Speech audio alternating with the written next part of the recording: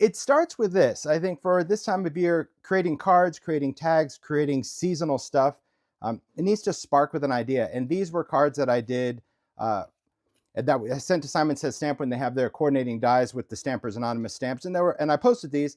There's a lot of questions about them, and I figured, hey, this would be a great time to demo and talk about how I did these cards. But then with that, like I said, it sparked a lot of other things. So there's going to be some really cool things coming your way, I think, because I surprised myself getting ready for this because I wanted to just create stuff. Now, the thing to remember when it comes to stamps and coordinating dies, some people love to fussy cut, and if that is you, go for it. You just do it.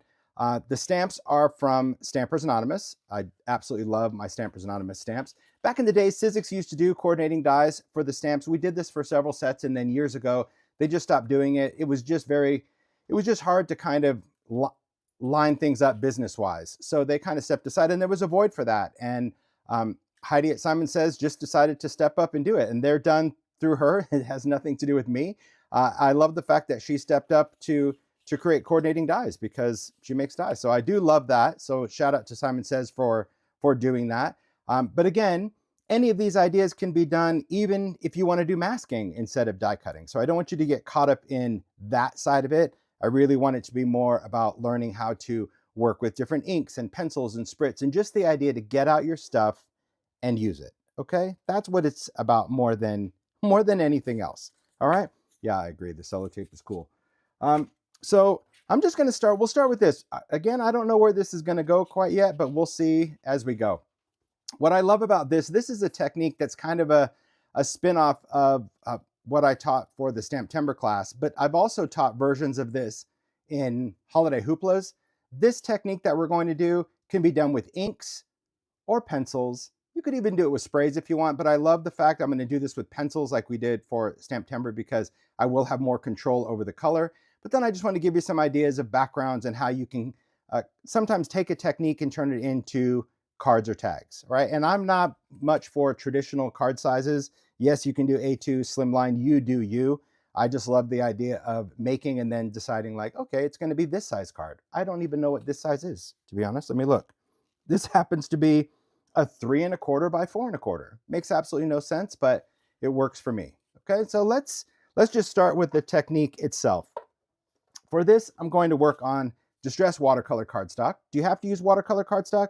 You don't have to, but if you want to get a look similar to this, I would recommend a watercolor cardstock because we are going to play with water and color, and cardstock makes all the difference when it comes to a lot of different techniques.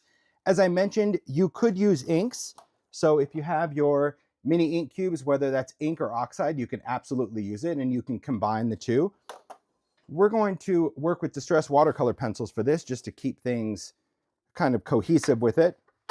And I've got all my pencils. I have mine sorted in color order, not by sets. So I'm just going to need to open the tins, and I'll probably put them in front of me for now. Let me just see what colors I'm going to use.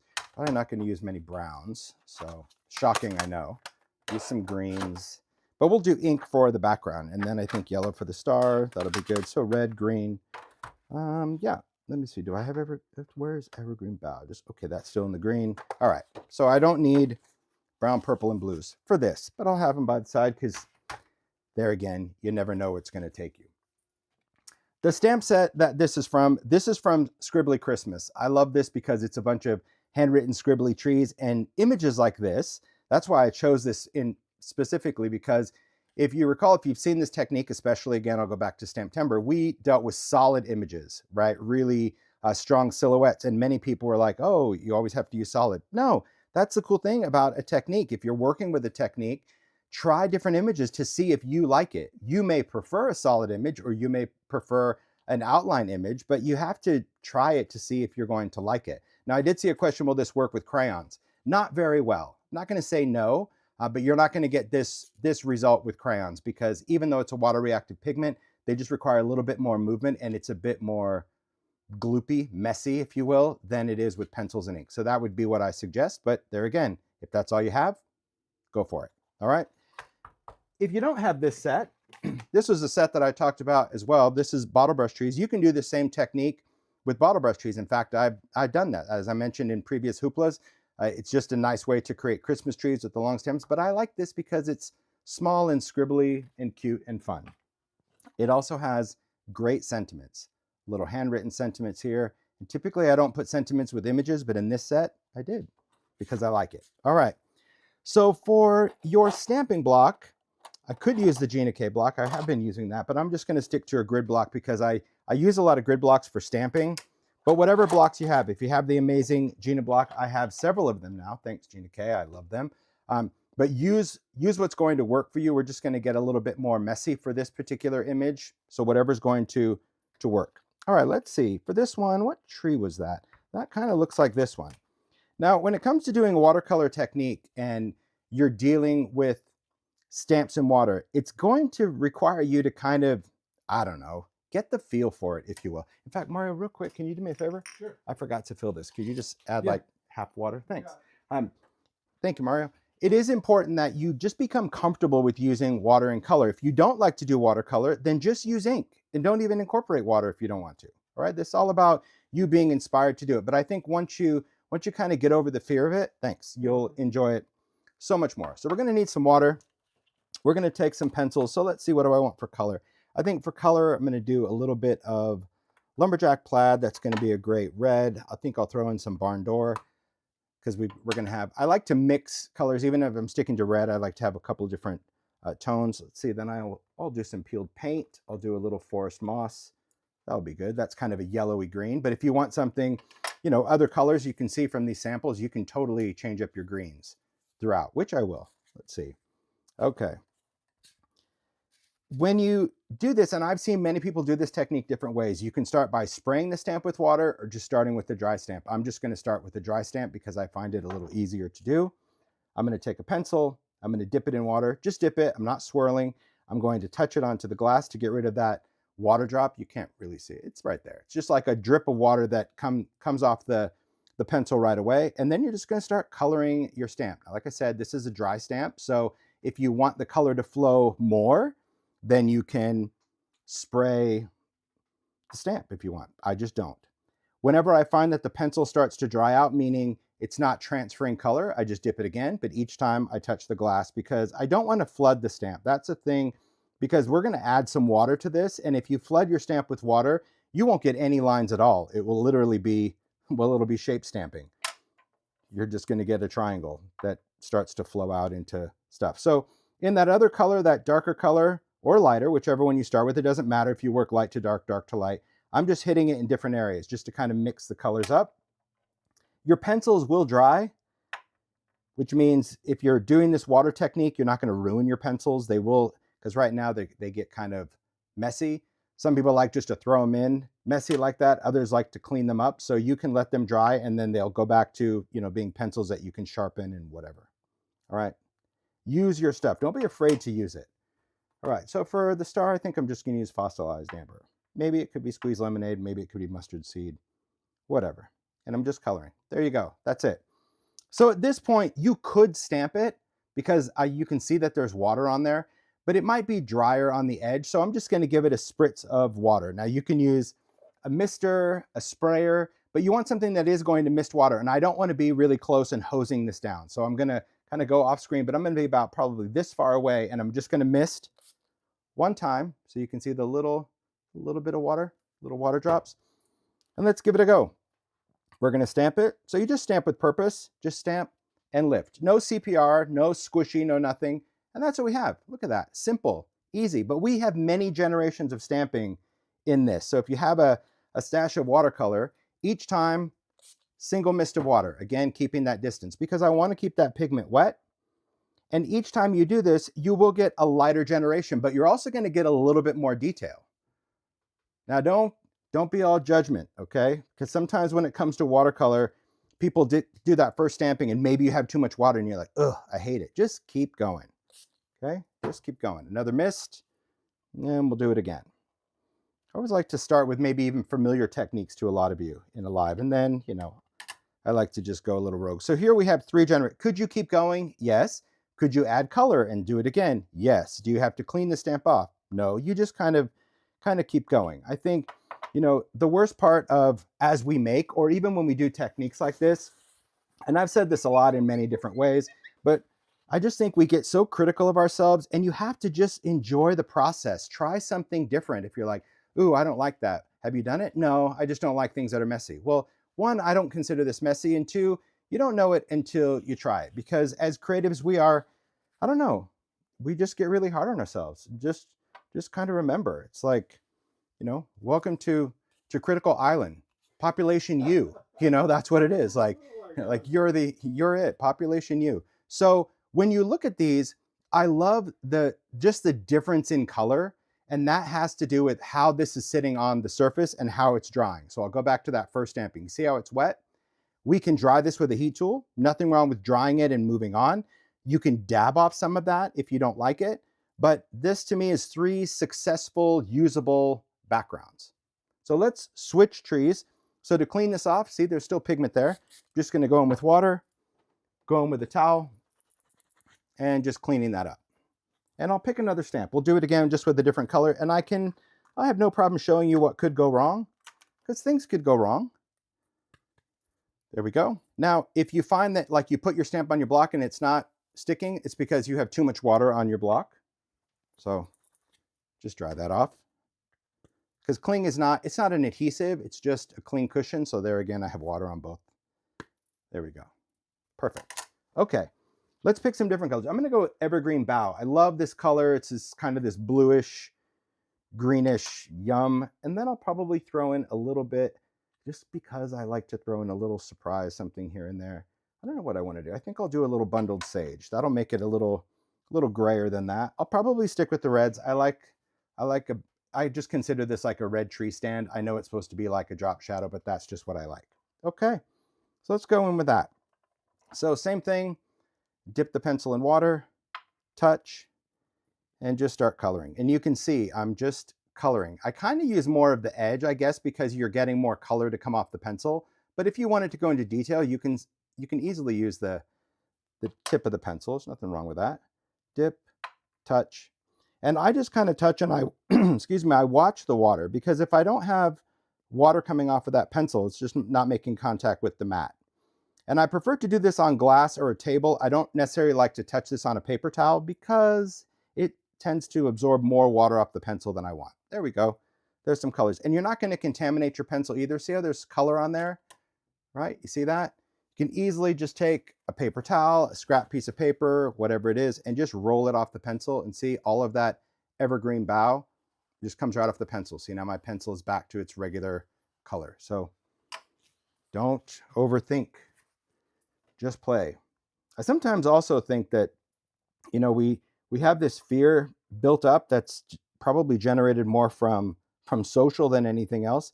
And I just think you got to let that go. Just enjoy it. It is fun to try this. And I always feel also when you're doing a technique, just sit down and play. Just have a good time with it.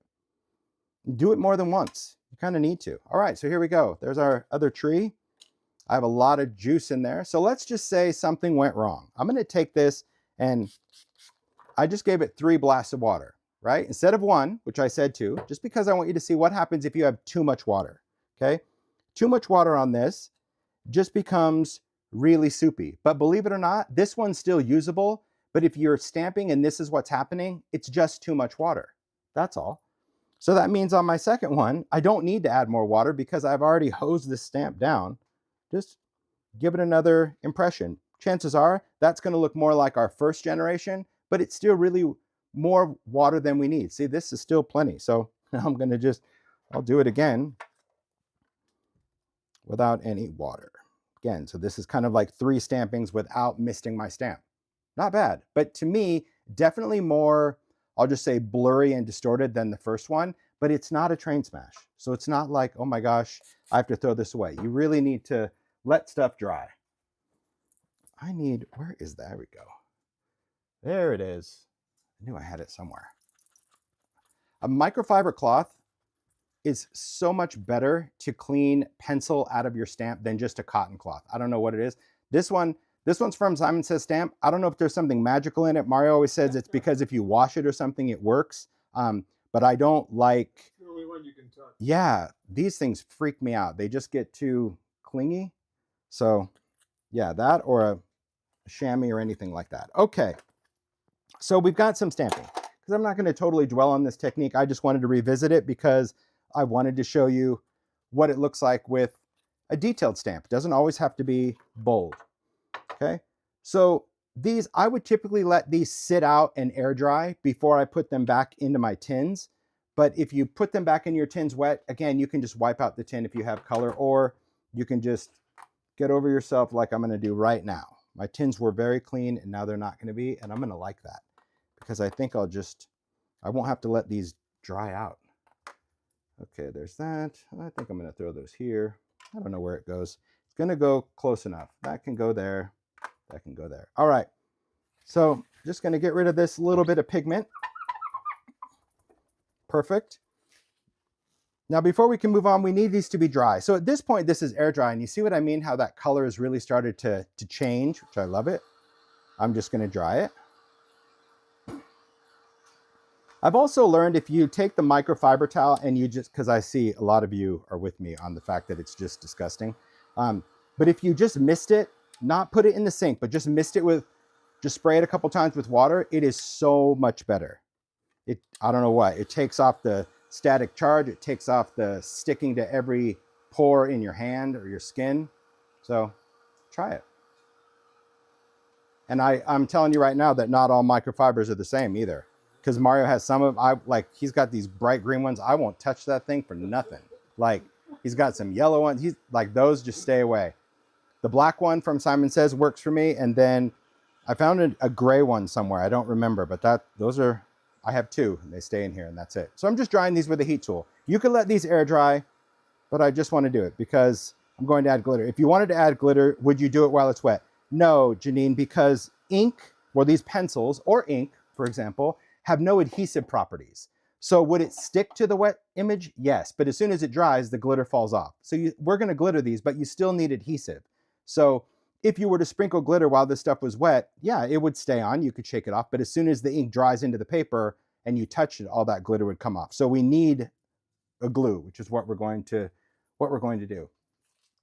Hey, Mario. What it is. It's as set up as I am. In the bottom drawer of that thing on my desk, I just need my little bottle of glossy accents. I'm sorry. I have every other glue. I have foam squares. I have tape. I have collage medium. I have everything except that's it. Thanks. Little bottle. Because I just like glossy accents for glitter, especially this time of year. But again, do what's gonna work for you. Thanks, Mario. I'm telling you, I just thought I had it all figured out. It's like, nope. Okay. So now we have in no time, just a stack of backgrounds.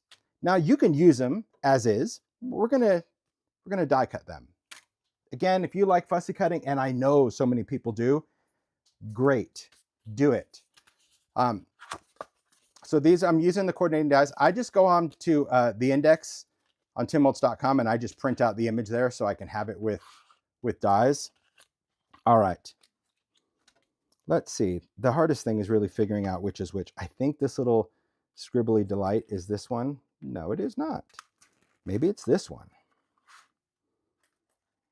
Yes, it is. Okay. Another thing, let me just, I gotta see how that's gonna work. I also just kind of often just do that. And if it kind of fits over the top, okay. So I know that's for that tree. And then I had that little spiky tree. And I'm thinking, because if you place it like over the stamp, you just get a better, see how like right away, I'm like denied. That stamp is bigger than the die. Sometimes they're just weird. I probably should figure out a way to actually label the trees on this. Is this one it? Nope, also denied. This one's throwing me through a loop. Nope. Maybe it's that first one that I wanted to use. Haha, there it is. Okay. So that's pretty much how, maybe I could number them and number, who knows? That would require thought. And well, we've already discussed my lack of. All right, so I've got some dies for the sentiments too, but I'm not really a sentiment cutter outer. I just wing it. Okay, so let me get some tape. Perfect. There we go. Which side of the watercolor? I tend to stamp on the smooth side, but you could stamp on the bumpy side. The difference is going to be when you stamp it, one, you may not get all the detail like you do on smooth. And two, you might get a little bit more bleeding of the color because that's the cool part of bumpy paper is that, you know, these little pits move the color in unique directions. So that's why I really love it. Like if I'm doing backgrounds, if I'm going for kind of some messy coloring, you could totally work on the bumpy side. But just know, like if it's detailed, that's what you have to trade off. You're gonna lose the detail of that, and you're gonna get these unexpected movements of color. All right. But whichever, try both. Try one of each and see which one. You might like something totally better. All right. I'm only gonna cut out one of each. So let's see. I'll cut this one out. I love it. See, I love how that dries. I like to cut this out before I embellish it, just because I don't want crunchy glitter going through the die cut machine. So that's just a preference. I just kind of place it down, stick some tape down to the nearest ish, just kind of wing it. Use whatever die cut machine you want to use. Because this is so small and manageable, I'm just going to use my Sidekick. Let's see, is that paper? Oh, it's a little bit wider. Let's just shove it through anyway. Normally it's 2.5, but this is it'll still work. It's just nice because it's just a quick pass. I don't have to use a big machine for a little thing. And then we're just gonna pop this out, and look at that. Look at that great little piece. Done, boom. And you could just keep going and cut and cut again. You can do the whole thing of compartmental. And you know, depending on how clean you cut or how wet you watercolor, this could still be a layer. You know, this could be a cool window for a shakety shake. Who knows? You might do that. Do a shaker window and then actually put the tree inside the card. Oh, you can't see when it's not in frame. See, you could do that too. All right, let's do the other one. Oh, see, these messy ones, they're still fun to me. I actually like the very light skippity bit one. I'm gonna do that. Should I have kept the dies? Yes. This one will work. Yeah, see, I think it is. But the fussy cut people, man, I applaud you guys. There's so many people out there that just find it super relaxing. And me, yeah, there you go. Okay, I'll cut this one out as well. So to me, everything is usable. And I think that's what you also need to remember, is that everything that you work with is usable, because I love the detail. Now this has little pieces in there. So we're just gonna pop out those little pieces. I do like those little openings. Nice, nice touch. Okay, easy enough. So far, so good. Great. Asked and answered. I ask the question and I answer it for you. Not bad. Where did I do with that? Oh boy, here they are. No, I did post just on my story just before we went live. My table is overloaded with ideas. And even this morning, I was like, oh, I've got some other ideas. And I was like, okay, I don't know if I'm going to get to them all today, you know, but we'll see. Okay, so I'm just going to embellish like with or without the cut, just so you get the idea. So for glitter, use what you want to use. I love to use rock candy, especially around this time of year. This is the seasonal bottle of rock candy. Lovely, it's not limited edition, so shout out to Ranger. So this is something that we did for the season. We did it in clear and we did it in this amazing chunky. This only comes out once a year as it's manufactured by Ranger, and they stopped last month. So pretty much it's out at retailers right now. So if you can, and I don't mean sold out, I just mean it's out at the retailers because Ranger has shipped all of their stock. So if you still want to stock up on this, because this stuff is going to be great all year. I mentioned this last week in the Santa mugs, that I like to create a mixture. My mixture is not scientific. Is it equal parts-ish? Yeah, it is. But also, like if I'm glittering and I'm cleaning the glitter off the table, it goes into my mixture jar. So that's why I've kind of X'd that out and I've labeled it mixture. So I do like that little mixture. Why? Well, I love both, but it just depends on how I'm going to use it. If I'm just going to do a shaker, I'll often just use the chunky. But if I'm glittering something and I want it to be really fine and delicate, like these were, this I just used regular, but for these, I'm gonna go and mix it up so you can see the difference, right? So glue that you want to use for anything liquid. So it could be your favorite glue. It could be Collage medium. It could be whatever you want. I'm using Glossy Accents because it dries really fast and very sticky. So that's why I'm choosing that. I'm also just gonna I'll just take a paper towel just to throw some glitter on right now. You can put it in a tray or a tin. You could do all of that, which I don't have it. It's right down there, right under the wax paper. Use what's in front of you. As I swear, as prepared as I am, thanks. Thanks, Mario. He's the best. He just sees me kind of I can just tell when you're like, oh. Oh, I get a little crazy. Just kind of get nuts. Okay. So for the glossy accents, all we're going to do is we're just going to put a little bit onto the top. Oh, see, it's because it was laying in my drawer. There we go. Like it doesn't clog. Okay, it didn't. So all I'm doing is a little scribbly bit of glossy accents over the image. I'm not following it. I'm not worrying about it. I'm just scribbling wherever I want glitter to be. Tap, tap, tap. Give it a little squeeze just to get the air out. Put the cap on. And then we're going to take our mixture. I like to just give it a little shake and then a generous pour. And you get what you get. Oh, see, look at that. Ooh, that is delightful. And it's going to dry even better. That's the thing that's amazing. And you can, if you think you missed a spot, just give it another dump. Oh, I see I missed some little pokers. There you go. Little pokey out. This one looks like a slipper. And there's a little hole there. All right. So there is our sugar. See how that, Cool. do you see how chunky it looks like twinkling lights? Come on, magic. Here's the difference. Still sweet and twinkly, but this is like sparkly. Now remember, rock candy doesn't become airborne. So if you don't like glitter because it gets everywhere, it's nowhere. It doesn't go anywhere other than kind of where you put it. All right, so for this one, we're going to do the same thing. Little glossy accents. This one I'll just follow some of the lines of the tree. I mentioned last week, if you missed the live, how much I love the little bottle of glossy accents. No shade to Ranger at all. Ranger sells it in big and small because I know as makers, you guys like sometimes big bottles of glue and small. I'm just a fan of a small bottle of glue because I can tap it, I squeeze it to like feel that air is coming out through the little schnozzle and put this on and it will never clog. That's my issue with bigger bottles of any kind of glue. Even Collage medium comes in a bigger bottle. It's just something like, if I don't have a wire in there, that thing is just going to clog. But, you know, it's a trade-off. It's not the most affordable because it's still a bottle and label and all that stuff for production. But, you know, if you're like me and you get halfway through a big bottle of glue and you have to chuck it because you've cut it open with your scissor, that's the difference. So there we go. There's one and there's the other. See that little twinkle? Now this will take maybe 2 minutes or so to dry, but that's the thing. Now, remember, this is a blend of chunky and fine. That's why everything looks sparkly. If it's all chunky, well, it's going to look really chunky. That's the difference. So you can see like there's a little bits of dust and sparkle. So if you haven't mixed some of your glitter, and you have both of them, get yourself a little container of whatever you want, mix it, and even mix a small amount just to make sure you like it, but I think you're going to love it. And then you're just going to be like, I just have mixture, and use that. Okay, so how we can turn these into cards? Well, it is pretty simple, but I'll still share it with you.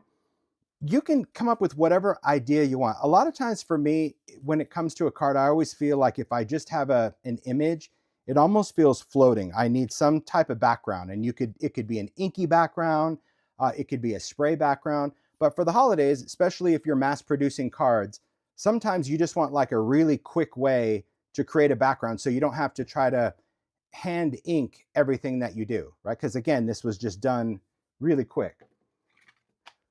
A great stamp set for this, and this could be used year round, and this probably will look like, oh, I don't know. A lot of people might look at this and go, I'm not interested in that. Brushstrokes, $2.93 is the magic to me because it creates an instant background, whether you need something vertical or horizontal for a sentiment. You know, sometimes maybe you just want like a little splash of color so you can stamp a sentiment.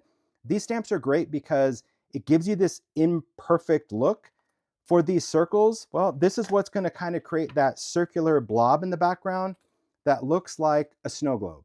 To me, it looks like a snow globe. Doesn't have to, but I love this stamp set. I use it a lot, not just for Christmas, but again, and if you follow Sharon Brandon, it's probably one of her favorites. She's done things with glazes, everything.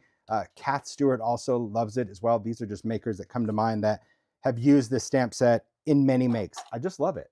So you can use it with sprays, you can use it with paints, you can use it with inks, any of that stuff. So it is a great, great stamp set.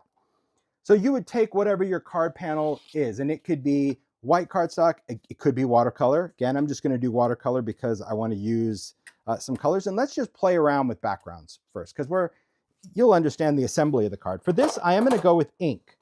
Could I use pencils? Sure, you could. but I have pencils and ink, so I know ink is going to work better for this, so that's what I'm going to do. And I've got my inks, my mini inks and my mini oxides in the same tin, so I'm going to kind of mix and match. I want to create something a little wintry. So I'm going to take some tumbled glass. This one's just going to be a little oxide, and I'll put in a little bit of, let's see, what do I want to use? Oh, we'll use some Stormy Sky. That'll be good. So these are both oxides for now, because once I started with oxide, I really can't go back, or shouldn't go back with ink, because, well, I'll show you. If you were going to do both, which I will in the next stamp, you should start with ink and then add oxide, because you can put ink in oxide, but you can't put oxide in ink. All right. So it's not really covered. It doesn't look great. Okay. So what brand color paper using for the card? Are there envelopes? Oh, I'm using Simon Says Stamp cardstock because they sell pre-scored cards, because, well,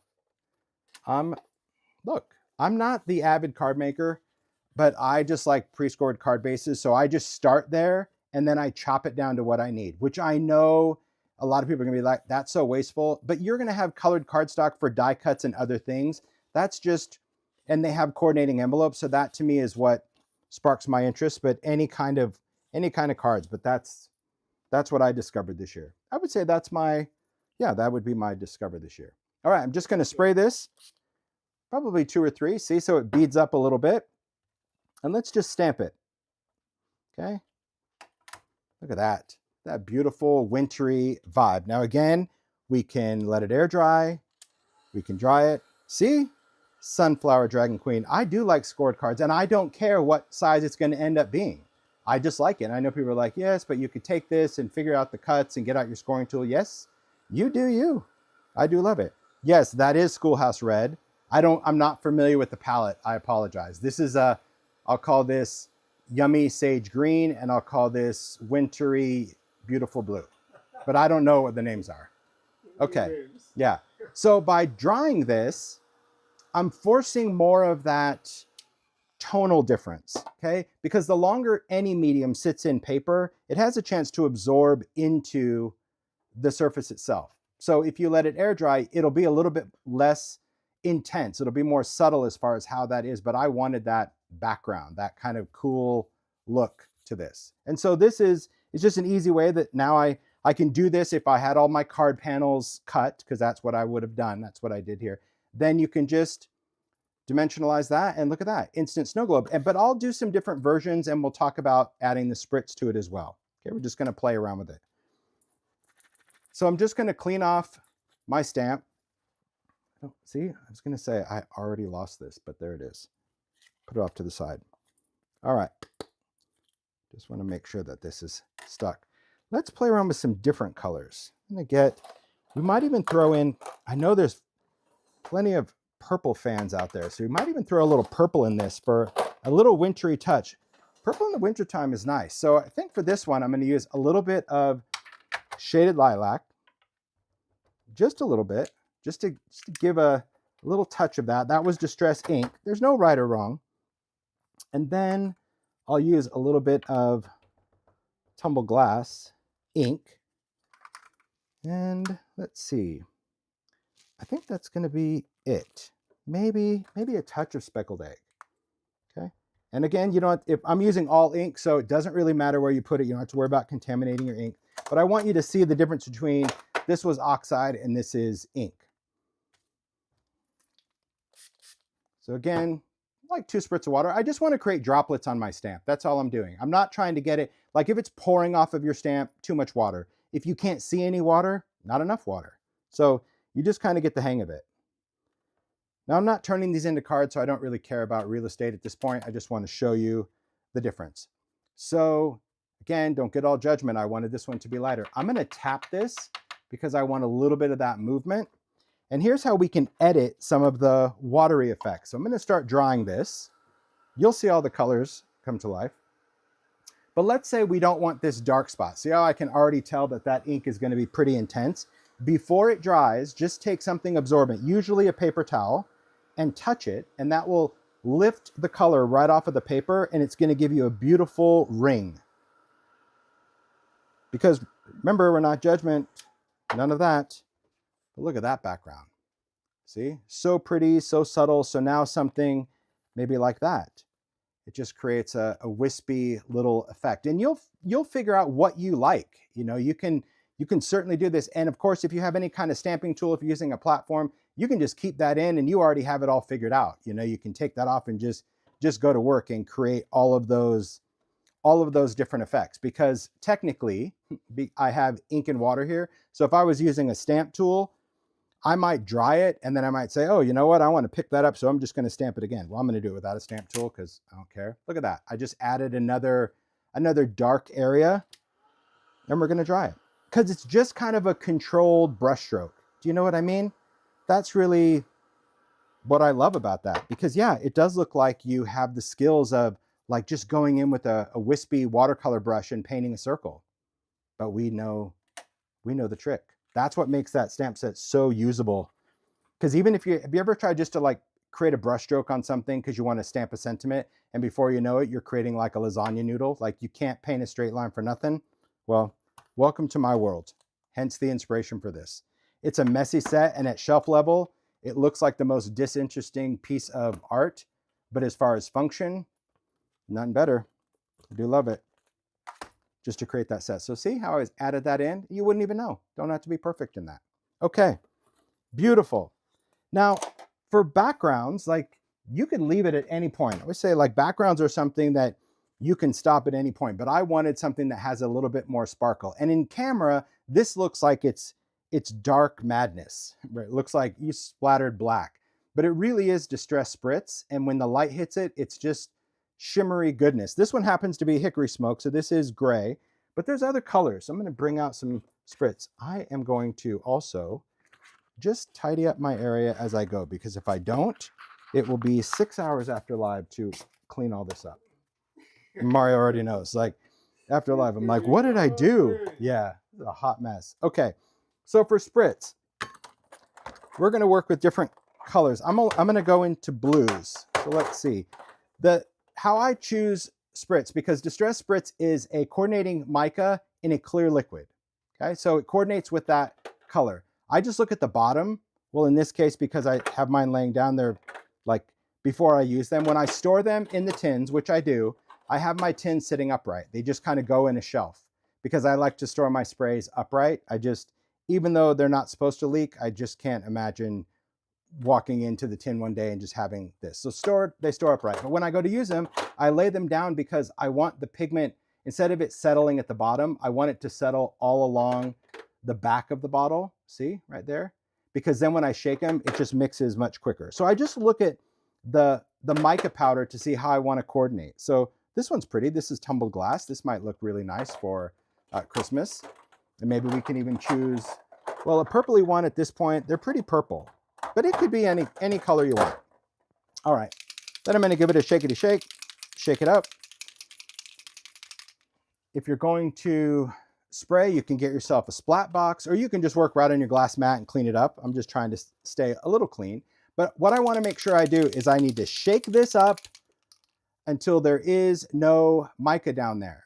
Even if you think, oh, I did a really good job. If you didn't because you're in a hurry, and trust me, I've done this, it's going to clog. And I haven't found any trick to unclog them other than get replacement sprayers, which to me is not a big deal. It's a big deal to some, but it shouldn't be a big deal.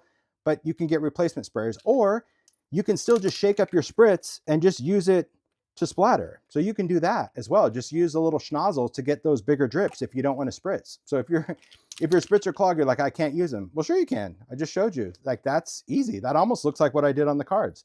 So a spritz is designed really to spritz. I just gave it like 3 spritz. I like to wipe off the little tip just on a towel before I put it back.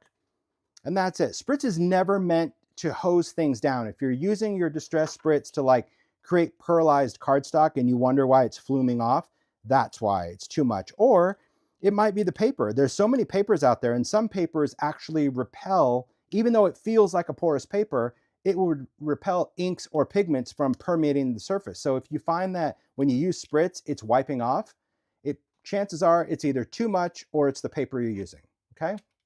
So Distress Spritz won't get all shiny until it dries. You can let it air dry, or in this case, we're gonna just dry it with a heat tool, just so you can see it. Now, same rules apply. If you don't like this little blobular here, that's just too much. If you're like, oh gosh, that looks really heavy, that looks pretty intense, I want it to be subtle, you have the technology. Anytime you don't like something, just touch it with a paper towel and it will always lighten it. And just make sure when you do that, you're using a clean part of the paper towel, or otherwise you're just going to be stamping it. So I just took off a little bit of it. Okay, it's done. So at this point, it just looks like not much of anything, but when the light hits it, it's just really beautiful, shimmery goodness, even down to those little fine things. That's the beauty of spritz. So that's what I did on these, just to kind of create more of that snowy thing. So absolutely love it. So that's like a quick card idea. So to break it down, you would do your stamping and die cutting. If you're going to do that, you would choose your card base, choose your panels, get those cut, then stamp them. You wouldn't stamp side by side because it's not going to be a great card panel. Then your sentiments, they're just fun. You could stamp and die cut those too if you're really into math. Then you don't have to worry about, I mean, I get it. This is risky business, stamping directly on your background panel, because if you mess up, it's a do-over. Or in this case, then you bring out the die. See, that's a backup plan. Maybe you want to stamp directly on the card, but if you're like, that's a hot mess, well, if you screw it up, just add the die cut version of that over the top. As far as adhesives, well, we're no new makers to adhesive. Just any kind of foam adhesive raises this up. The background paper I did, I used Craftstock Sparkle. Where is it? Here it is. This is what I used. So Craftstock Sparkle, this is a craft paper that's sparkly. It's not glitter. There's no texture to it at all. It's just a sparkly paper. It's really, really pretty. And I'll talk more about Craftstock at the end and talk about all the different varieties, but this is how it comes. You get gold and silver in there, but that's kind of my favorite for a card base. That's what I did, just to add just a little bling. I just like how it twinkles. But it has no texture to it. And then little silver string. What did I just do with that? Sweet mother of merriment. What did I do? What are you looking for? The string, and oh, here it is. I literally got that like 30 seconds before live. I love this paper. No matter how many times I see it, I can never stop touching it. Because it's printed, and everyone's like, oh, it's glittery. Yeah, it's a printed paper. Pretty cool stuff. Anyway, silver cord from Simon Says that I put around the cards. I just wanted to say like how I assembled them. You get the technique, but assembly is really, it's up to you as the maker to determine like how you want to do it. See, and I threw that stamp in there. Fell right off the sheet. There we go. Okay, so far so good. Everybody got that? Okay, that's how it works. So I covered those cards. I knew I could cover the cards really quick in how to do it. I mean, how to cut and how to glue and how to fold, I'm not getting there.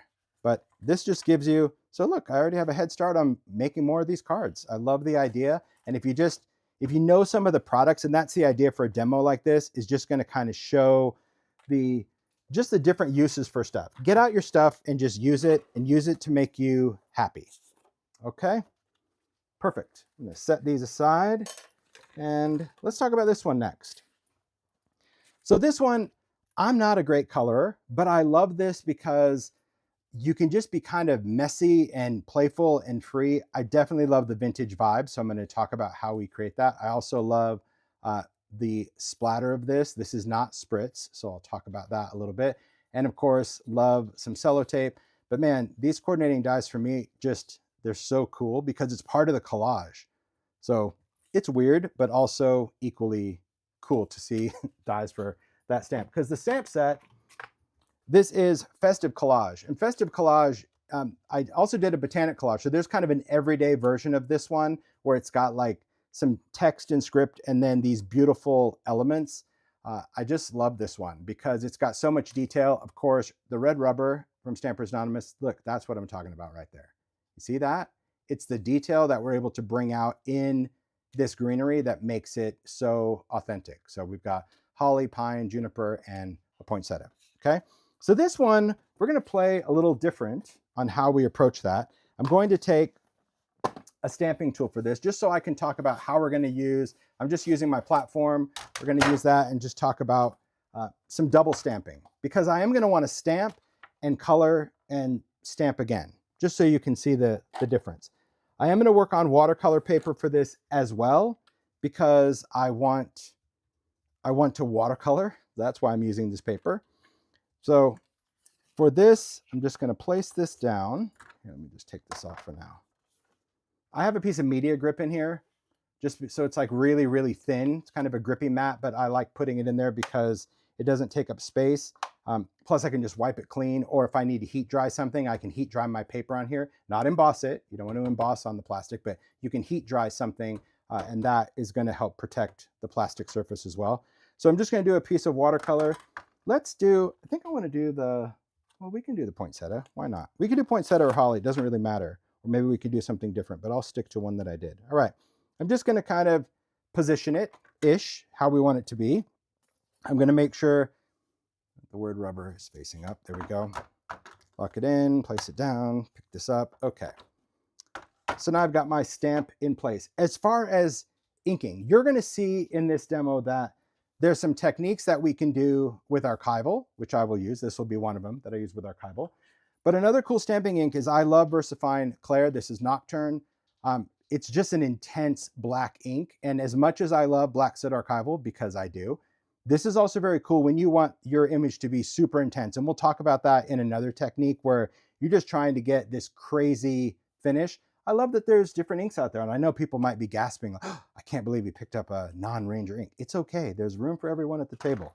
But I'm going to stick with archival for this because that's what I like to use for coloring. Okay. So I'm just going to take my Black Soot Archival. It is important that your ink pads are re-inked, especially if you are planning on making cards.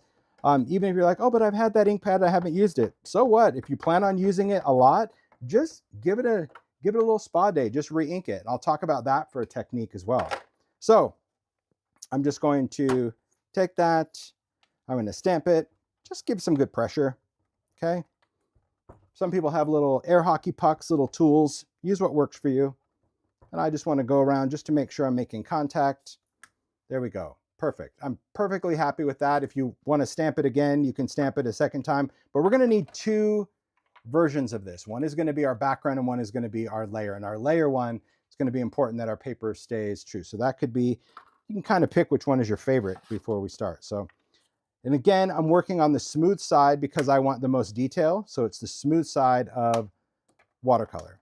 Yeah, I like Nocturne, but for this particular one, because I want, see how this has like detail, little open space? To me, Nocturne fills in the blanks too much. It doesn't leave me room for coloring. So that's why, oh, there's a little, look, see, I got a little, there's a little glitter on the stamp. Can you see that little piece of glitter right there?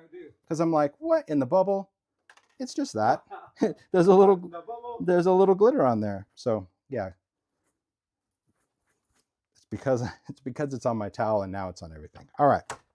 So that is why I chose archival, because archival is going to give you, in my opinion, the best detail because it is an oil-based ink. So it really holds true with the detail. Different inks for different jobs. I don't believe there is one perfect product out there. Not one perfect ink, not one perfect adhesive.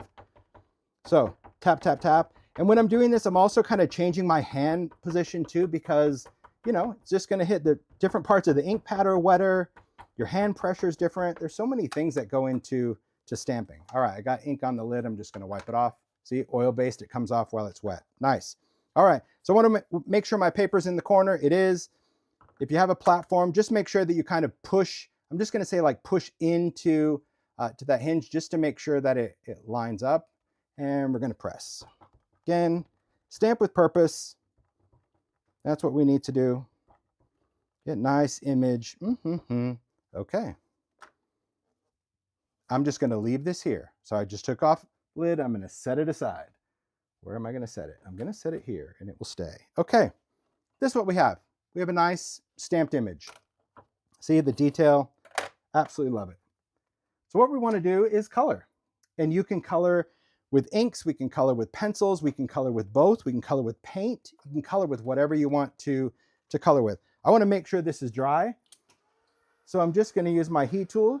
Just takes a second. Again, archival's oil-based, so you can emboss with it, but it is something that like it doesn't take hours to dry, but at the same time, it doesn't necessarily dry on contact. So that's kind of my in-between, okay?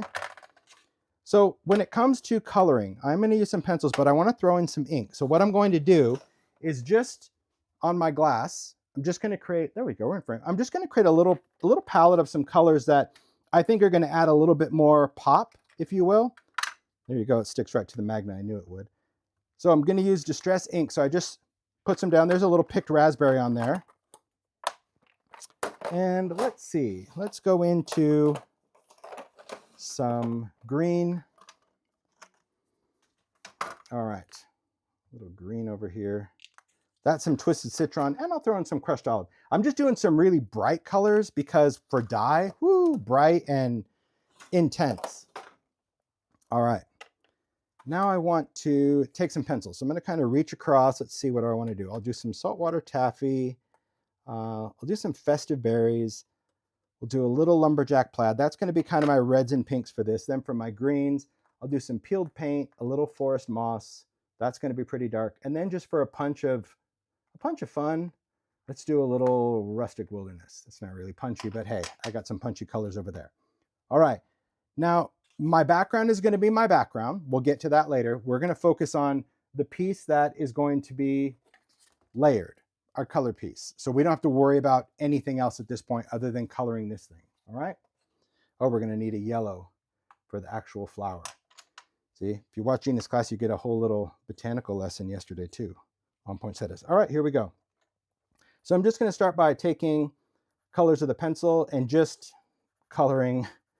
Honestly, you have to just kind of do what's going to work for you. I know that there are people that are way more talented in coloring, and that's great. I'm not.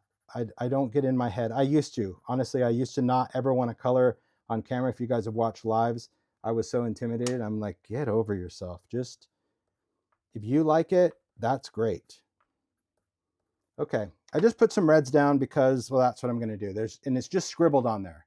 You can see it. It's not even coloring in the lines. I'm going to take a water brush and I'll just start blending the colors. So the pencils are pigment, a lot of pigment. So the color is going to be really, really intense. So there's oftentimes, and that's kind of out of frame. I'll work over here just so you can see. A lot of times if I see some of that color becoming a little too heavy, I'll either jump to the next one, okay, like I'm going to do here.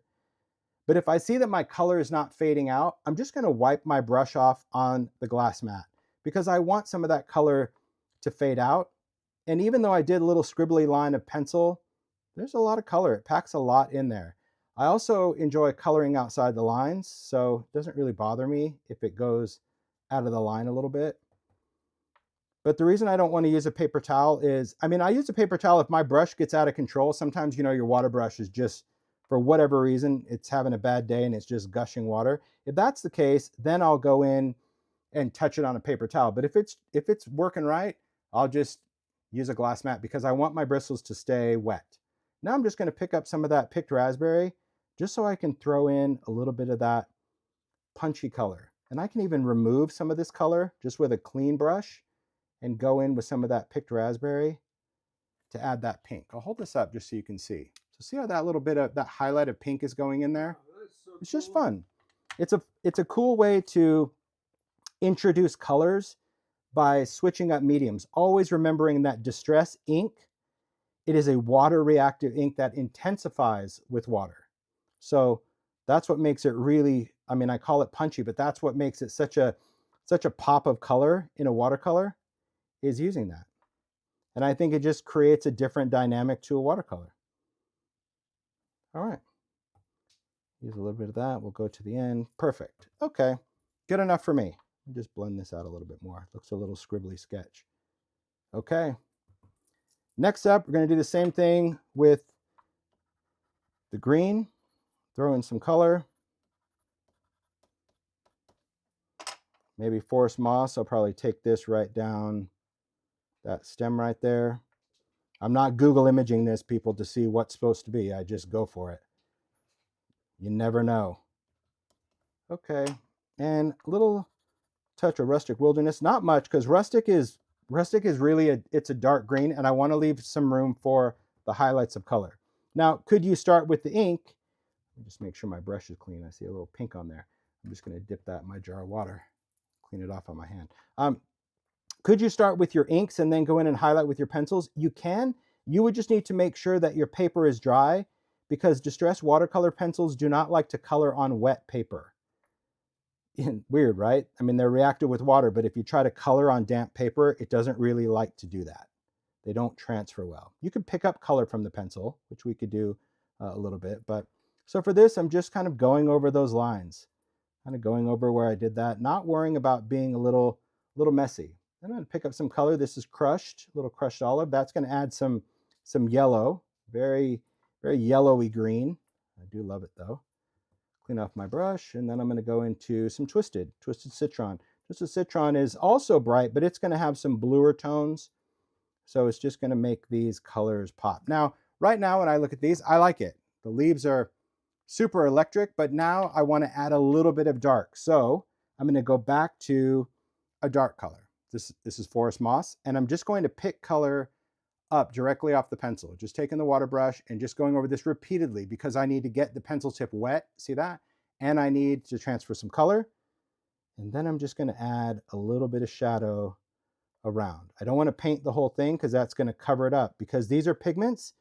And in the world of color, pigment dominates dye, which means if I were to take this and color over everything, it would completely cover up all those dye inks because pigment will always sit on top of that. So just remember. So here you can see there's that little touch. See, dot, dot, a little bit there, a little bit there, a little bit on the tip. So again, I'm not like, oh, this is where the shadow should be. The sun is coming from the, I'm not that guy. Okay.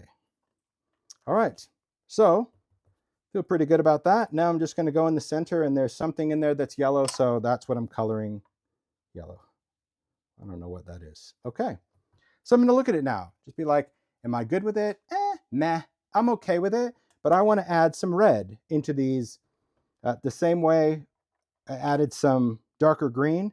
I want to go in with something that's just a little punchier red. So I'm going to, what is this? Festive berries. I think I want barn door for this. I do like, barn door has this warmth to it. So I just really love that color. So I'm just going to pick up some of that red just so I can get a little bit more red in here. You'll see in a second. And I want to feather it out a little bit. But this is, I mean, it makes it really forgiving by adding this. And I'll just do half right now and hold it up so you can see a little closer, like where that pencil is going. You should be able to see it on camera, but just want you to see a little. So see the difference? See how just that red is, I mean, but if you wanted a pink poinsettia, like go for it, okay? But it is important to do a little bit of just some color variation. Don't be afraid to jump back to different mediums. You know, that whole hesitation of contamination. There isn't. You just use it. Yeah. Hesitation. That honestly, that was the most asked question when we would be on the road teaching. You know, obviously it was our supply, so people didn't care as much about contaminating them. They're like, is this going to ruin it? I'm like, it's really hard to ruin an art product. I mean that. Like even an ink pad, if you accidentally did one when you shouldn't, or you did put a light color and a dark color, you can clean it off the surface. The only way to really contaminate is to re-ink it the wrong color. And then, you know, that one's on you. Okay, so what I want to do is I'm just going to try to lift a little bit of this color just real quick. And so I'll take, again, a dry paper towel. This is just a clean brush. Well, it was. See, it's not really clean. That's why I always test it first. If you see color coming out of it, it's not clean. Okay. I need to get some water going. Okay. So now I'm just going to go in just to some areas, just really wet it, and then I'm just going to touch it. That's going to, so not so much where I just put the red, but kind of wherever I want to create a highlight. See? I also want to clean this up. I have my jar of water that I'm dipping my water brush into that jar of water as well, because it's going to be clean and it's going to saturate it. But it's just going to give me a little bit lighter area. Make sure you switch your paper towel around, because you don't want to. And you could keep going back. See how much color I'm picking up? It's on the brush as well. You can keep going back and kind of working that color out of it. That's what we love. You can see the highlight from there. That's what I love about watercolor paper, is that it's really forgiving. I don't get too nuts with this. I think that's good. It's going to work for me. Okay, here's where we're at. Perfect. Good enough. So I'm going to put these pencils back real quick, and I'll talk about what we're doing and why we're doing this. So because I used a pigment to color with, meaning I used pencils, even though I used ink as well. So keep this in mind if you're doing watercolor with anything that's going to have pigment in it. Maybe you're using acrylic paint, or maybe you're watercoloring with oxide, which is a fusion of dye or pigment. Like I said before, pigment dominates dye. Doesn't really matter. Doesn't even matter if it's a little bit of pigment, like there was just a little bit of pencil. So my image, you see my stamped image? It's there. You can see the archival, but the color is really sitting on top of it. So it's not as intense as it was before. And that's why I wanted to leave it in this tool, because we're going to do another stamping. So that's the important thing that people, when they watercolor, especially if you're using watercolor pencils, because I love to use watercolor pencils. They're magic. That's why we add them to the line. Or if you were could you have watercolored with distressed crayons? Yes. If you had crayons, you could scribble your crayons out and you could have watercolored with those. Those are also pigment though. So anytime you're doing that, this is what you're going to be left with, which you might look and say, oh, that looks great. And it does, but I'll show you how to kind of bring it into focus a little bit. Well, we hope. I'm just going to dry this for a second. Just making sure that it's totally dry, and it should be, because I didn't flood it. I want to stamp it a second time. So I'm going to take my archival. And this is where I was saying that nocturne ink, because we're stamping again, is just so intense that it seems to cover up all the work that I did. Okay. And it is going to darken everything that we just did because we're putting black ink over it. But that's what I love about kind of the richness of it. So I'm going to place that in. My paper hopefully didn't move, but we'll see. You get what you get. You don't throw a fit. You're just going to stamp, and we're going to lift it up. Boom. Look at that beauty. So see how all of our detail is now back in all of our leaves, all of that with the flower. See the difference? It was like, what? What just happened? If you didn't do it, it wouldn't be terrible. But if you find that when you color, you kind of lose the definition of your image, that's really it. So do you have to color with it in there? No, but you have less chance of not lining it up right. So to me, that's the easy thing. Also, when I'm stamping, I'm not totally juicing this up. I'm not squishing it. I just want to get some detail over the top of it. And that to me is like, that's the beauty of working with archival for certain techniques. Really is. Okay. Just going to clean that off. Perfect. Done with the stamp. Put that back. Now let's work on some other coloring, backgrounds, whatnot. Okay. Here's what we have. We still have both of our pieces. Clean my water brush. I always clean it before I put it away. And they're still a little yellow from all my inks. So let me clean that up too. All right. So far, so good. I'm doing okay. Okay, now back to the card, just so you can kind of see where we're going. One of them we need like a grungy, mucky background, and one we're going to have a die cut piece. So while this is just hanging out, being happy, feeling successful, we're going to go to this. And this one is just kind of do what you want to do. It depends on what colors that you want to work with. Let's see, what do I have over here in regulation size ink pads? I've got some speckled egg, frayed burlap. I might want to throw in a little bit, kind of looks like some ice spruce I might have used. So let's see if I got a little ice spruce in here. Ooh, I do. Okay, oh, I'll use some weathered wood. I don't see ice spruce. We'll use that. All right, so for this, I'm going to create kind of a background, and I don't like to work on glass if I'm doing any kind of ink printing, okay? So for this, I'll find it. There it is. I'm going to work on, this is just the replacement mat. So this is one, so it's silicone backed. It's a non-stick. So any kind of inking sheet, craft sheet that you use, again, geez Louise, all these little bumps, little bits of glitter.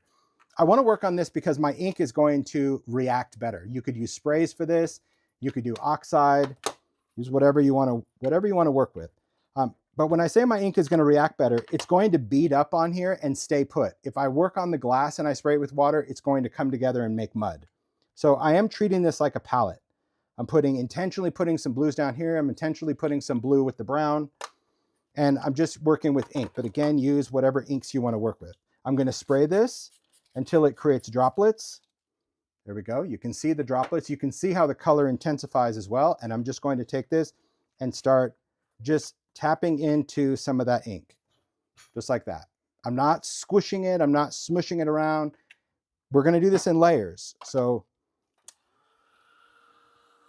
just going to dry it with a heat tool, because for this one, I'm actually more wanting to work with the background and not caring about the center image. Okay. Oh, hanging out feelings. Oh, I must have said that. Yeah, well, that's kind of what I think. You know how that is as a maker. When you do something right, you're like, that looks good. I'm just going to sit over here and smile. Good luck on the next one. I do. I agree. I always think they're making faces to the others. Okay, so I just dried it a little bit. Not crispy dry, but just dry enough where I see that some of that ink is soaking in. If it looks like sludge, see how it's built up here? It's going to dry like sludge. So I'm just going to tap that just to get rid of that. See that nice little water line that it gives me? Okay, back in, tapping, tapping. It's like splashing in a puddle. You've never seen me put the whole piece of paper down and use my hand. I'm just splashing in the puddle just to create some cool effects. And you can move it around if you want, but we'll go back in with multiple dips. The other thing to keep in mind when you're working on this is, I love having a palette where I can see where my color is. That's important. So work on a space where you know where the blue is, where the brown is, because this is intentional, right? I want blue here. I want some brown here. I want kind of an overlap here. And that's another way that you can avoid making mud. So I'm just drying it. Anytime I dry, I lift the paper off of the glass, because if you try to dry it straight on the glass, and next time you're working on a glass mat, try this. When you're heat drying it, you pick it up, you're going to see this moisture right here. It's actually pushing the moisture through the paper, but it's trapping it between the glass and the paper. And that's why your paper would take forever to dry, because it's pushing it. It also is what makes curl your paper like a chip or banana, because heat rises. So if you're holding it on the flat paper, it's going to start doing this as it's drying, because the heat's trying to escape. So holding it keeps your paper, well, a little flatter. Not perfectly. Paper has no memory. It's not a big deal, but a little flatter. Look at our background. Look how we're building it. It's really pretty, really subtle. I'm not going for something super grungy. I want actually a little lighter, but I want something here, but I want to stick to the blue now. I'm good with the grunge because I'm going to add a little bit more. So that's why I can deliberately go where I put that specific color. So I was able to put some blue there, and same thing there, just using my finger, just putting some color. There we go. I'm good with that. I'm going to take this off. I'll dry this, but right now I'm just going to take this out of the way, put that over here. Let's dry our background. So our background is wintry grunge, okay? Wintry grunge, that's it. And that's all about, you have total control over this. It's just about giving yourself that grace, that patience while you're making, that it can't look layered if you don't layer it. You can't just slop it in ink and expect it to be magic. It takes some work. But if you know how to control those colors and the tools that make it more successful, like a white surface or like a craft surface where the ink beads up, those are all really the tricks of the trade. Those are the things that allow you to actually get beautiful results. And I want this to be dry because I'm going to do some ink blending. So at this point, I want it to be completely dry. But this is our background. Really pretty. Those colors blend nice. We've got the nice light hue of speckled egg, but we got a little bit of that gray from some weathered wood, or it could be ice spruce. And then just that grunge that's not too grungy is always going to be frayed burlap. Always. Like the N brown. It's just really nice. It's darker than antique linen, but certainly after frayed burlap, you just leap into the pool of grunge. And that's what we're going to do. Let's create. So we could cut this down. If this was going to go on a card, at this point, we would trim it down. I'll just work with it this size just because it's all technique based. I want to add some grunginess to the outside. Now it depends. Do you want to warm it up? Do you want to cool it down? Because in the world of browns, they're different, right? Warm is going to be like brushed corduroy, vintage photo, gathered twigs. Cool is going to be walnut stain, scorched timber, ground espresso. So there are different tones, and you can certainly mix and match your browns. You can do whatever's going to work for you. All right, I'm just going to set this. What am I going to do? I'm going to put that jar of water right there, Mario. Okay, I'm going to go and do some ink blending. Now, typically I would use a larger ink blending tool because I'm doing a background, but just for the sake of the demo, I wanted to bring these in because I'm just using smaller ones for now. I'm just going to take my warm brown tiny blending tool, And it's fine. This is going to be fine. It'll still be efficient. And all I'm going to do is I'm just going to ink the edge. And notice when I'm inking, my hand position does not change. The paper position changes. The reason is because wherever you start inking, like that's where you're comfortable. That's kind of your comfort zone. So just move the paper around so you don't have to be a contortionist and you don't have to change the way you ink. And yes, a little ink goes a long way. I know some people constantly swipe and drag and dab, but believe it or not, when you work on glass, all of this ink is in play. You can pick that up and just use that. So I do love a tiny blending tool for control like that. So this just gave me a good foundation. Now, if you want to bring in ink into a little bit more space, no more ink, just now I'm going to apply more pressure. So that's that same tool, no more ink, but now I'm actually pressing down and see how much ink is still in there.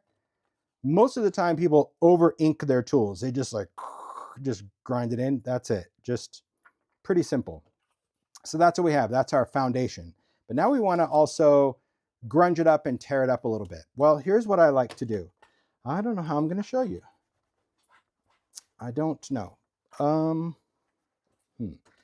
Typically, I work from the edge of my glass mat and I'll drag my paper on the edge of my glass mat. What do you need? Could you just grab me the small, maybe the travel glass mat? Sure. It's weird. Normally I'm on my table. So if you work on a glass mat or even the corner of your table works fine. You could use a paper distressing tool. You could use the end of your scissors, but we're not really going for, we're not going for a chewed edge. You see, we're just kind of going for a tattered edge. And the corner, the edge of, thanks Mario, the edge of your table or even just the edge of a glass mat, this is just the travel version just so I can hold it in the air. But what I do is this, of course, is on my table. Remember that. And I'm just going to start taking my paper and I just drag it along the edge of the glass mat. And you can go back and forth. But look what it's doing to the edge. Isn't that freaking cool? So easy. No, never going to hurt it. So if you're not working on glass, well, glass mat's really delightful. But, you know, maybe it's just the edge of your craft table. And you're just going back and forth. You can go in one direction, but it's not cutting into it. Like, believe me, I love a good paper distresser. I have it, but I don't want it to look like that. So to me, it just creates this tattered edge to start with. See, that's all the way around. It's kind of rolled almost. See that? Simple. I'm not worrying about the corners. I'm just trying to get maybe up to the corner because we're still going to go in and manipulate this some. But you do have control if you want to get right to the corner. Pretty simple. Okay. Thanks, Mario. There's that visual. Now I'm just going to take my fingers and kind of do what I think the paper would happen. Corners are going to get dinged. Maybe the edge, right? Maybe the edge is going to be a little torn. So I'm just going to go with my finger and just hold the paper and just do that. Just kind of give it a little tear. You don't need all these. It is great to have tools. I use my paper distresser for certain things, but your finger is going to do just the thing because it's already tattered. It loves that ability to just tear and roll. And I don't have any fingernails, so it's not anything to do with sharp. It's just pushing the paper against itself and letting it tear and roll. Easy. Okay. There we go. And if you want to, I mean, you can go in for a big tear, a big roll, totally up to you. So now that we've done that, now I want to highlight all of this because right now it doesn't really stand out. And that's where the darker colors come in, those cooler colors, walnut stain, scorched timber especially. So I'm going to start with just a little bit of walnut stain. And this time I'm going to hold the paper in my hand. We've already done our blending. This is about creating those little shadows. So I'm going to get way more control with that tiny blending tool. That's why I'm using the tiny, because see, I can just really work that over those corners, into those tears, but I'm not manipulating that dark brown. And we're still going to go in and change it a little bit, but just working from that tiny tool. Same ink. I didn't go back into the ink pad. Nice. So there's walnut stain, layer 1. Then we jump to scorched timber. Glorious color. Now I'm still using my dark blending tool versus the light. So I have a tiny blending tool dedicated to pretty much every color family that I need. And I have a set of these for distress ink, as you can see, labeled by Dymo. And then I also have a separate set for oxide. This to me was not only more affordable, but creative convenience, right? I can just take one of these out where, you know, larger blending tools having all the colors, that's a lot of real estate in my studio that I just don't I don't have.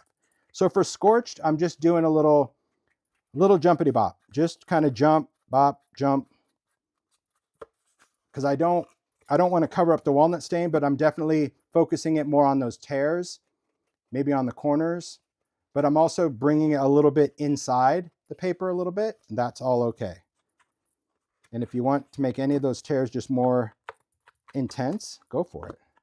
Just let that paper roll. Okay, perfect. There we are. So far so good. You guys get it. But now we're going to break up the party. This is, to me, like the most important step whenever we're distressing or doing anything to backgrounds. And that is just using water. And we're going to add droplets. Now, if you have a distress sprayer, I highly encourage you using that and become best friends with your sprayer. If you learn how to use the sprayer, it is magic. And if you see the new label, it's nice. If your distress sprayer is yellow and gross, and it's probably time for a new one and you'll get the new label. But for us, I found that even mine, it just gets yellow after a while. But now we just use, it's distilled water, right, Mario? Yes. Distilled water. That's all I use in my sprayer. And that has kept my bottle crystal clear, because it's something about the minerals in water that turn the bottle plastic and funky. So yeah, distilled water. The water doesn't do anything. It just keeps from getting yellow. But here's the thing about the distress sprayer. If you squeeze the trigger like we did on the stamps and you commit, you get a wonderful mist. If I slowly squeeze this, you see how it's like a squirt gun, how it just spits water? And that's just doing the same thing, but just slowly doing it. Get the hang of that. If you get the hang of that, then you'll understand the whole splattering. So what I'm going to do is I'm going to slowly squeeze the trigger, but in little bursts. I'm not like slowly doing this and moving it, because you'll get big blobs.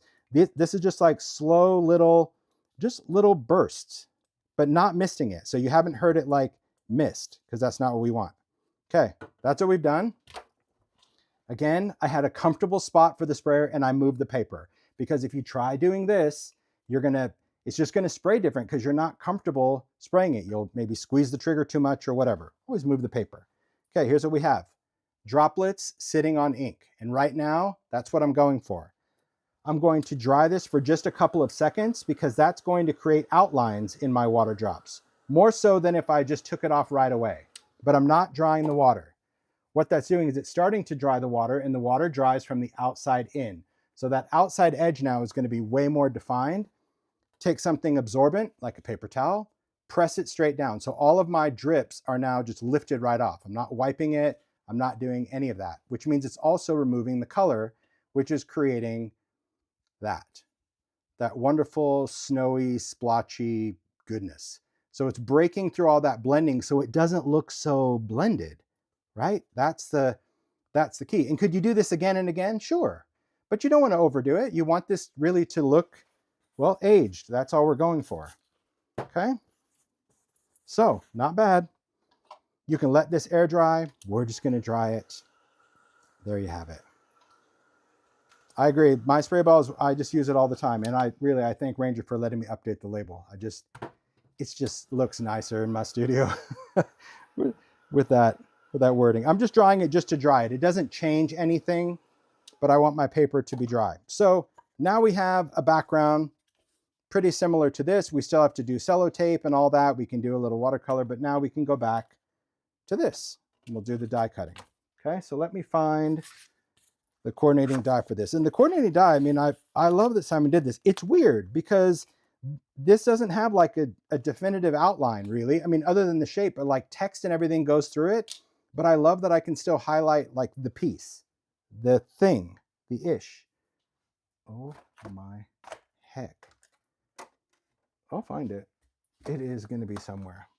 And by the time I find it, I'm over it. Oh, I found it. Cool. I agree. I use distilled water in all of my sprayers, my water brush. Yeah, we live in Arizona, so the water is like, I don't know.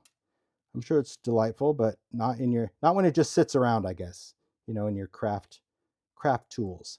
So yeah, if you look at your distress sprayer and it's tired and yellow, treat yourself. 'Tis the season. Give yourself a nice, it's like a shiny new little sports car. Okay, we're gonna die cut this. The bigger die, I'm just gonna use a big shot.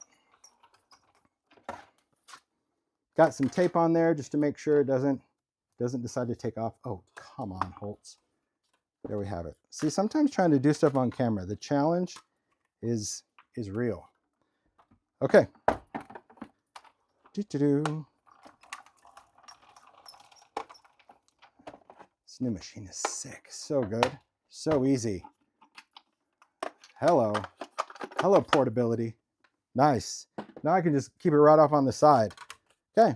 Just going to pop this out. That's what we have. Look at that. Beautiful. All those little innies cut out. Sweet. And this also leaves a really beautiful frame, I think. I mean, the fact that it, especially because it goes through this festive collage, like, I love that. Love that it goes right through that piece. Again, like creating dimensional layers with it. Really cool. Okay. So far, so good. I'll save that. I'll put this back. Okay. So for this, could I put it right on this? Yes, but come on. I mean, there's some white edge, and that's okay. That's the whole goal of it. But I'm just going to go in with a little bit of color, just whatever's left, and just touch the edges. So this one happens to be a warm one. I'll probably switch to a cool one. But I just want to just take that tiny blending tool. This was a whole inspiration for tiny blending tool, were die cuts, honestly, because I love that it's a little domed foam. I love that it's so easy to hold on to. And the fact that it can get into all those little tight places, you know, even those little inside cuts. So, but there's all different tools. Some people really love a blending brush for this. So whatever works for you. And I do love this little stand. This is a little acrylic stand. That's sweet. I do love it. I love shopping. Yeah, you do. Mario's like, what is this? Is this for like lipstick or anything? I'm like, you just leave it to me. Like, it's going to be fine. Yeah, it's a cool little holder. I'm just using, again, whatever is left on there. If you use a foam tool, become friends with it. Become familiar with pressure. Believe it or not, using pressure is just going to give you that soft little bit of color without overwhelming it. But because I did that, I'm still going to do that little splatter thing. I want to splatter this one as well. Archival is waterproof. So splattering water on here is not going to blur your image, because just like it didn't on the background. Okay, did that. Again, press, lift. Okay, so at this point, let me recap real quick before we start doing some assembly, because I want to put this back on. I'm staying organized, guys. Really, I know it's probably like the annoying part, but so I've got our stamp. That's what we've used. Festive Collage, and the coordinating dies from Simon Says Stamp that coordinate with this stamp set from Stampers Anonymous. Match made in creative heaven. Right? Right. Right. Thanks, Mario. You're welcome. Okay. Because I'm like, right? Anybody? Anyone here? All right. So this is going to be my layered piece. And then I also have this little accent of tape. I'm going to layer first because I want to also add a little bit of splatter. So use whatever's going to work for you. I'm using some foam squares, big or small, doesn't matter. You can see I often just use my foam squares for whatever I need. So I'm going to just cut a few of these just so I have some for the smaller areas. Maybe I even want some skinny ones. There you go. And then you just start putting tape wherever you think it needs it. I'm just kind of adding a little support system around. I've got smaller pieces just for the leaves, so I can just kind of put those in different areas just to kind of create a little framework. And then once I get to the big areas, I'll just use the squares. All right, just because I really want to have some dimension. I think on this one, I'll cut it in half, but I'll probably just cut this one in half at a diagonal so my pieces are big enough. See, then I can just put that, just kind of follow the shape of the stamped image. See, that way. And same thing here. There we go. And just for good measure, because what would this do other than get stuck somewhere? I'm just going to put it there because it's going to like it. It's going to like hanging out with its friends. Okay. There we go.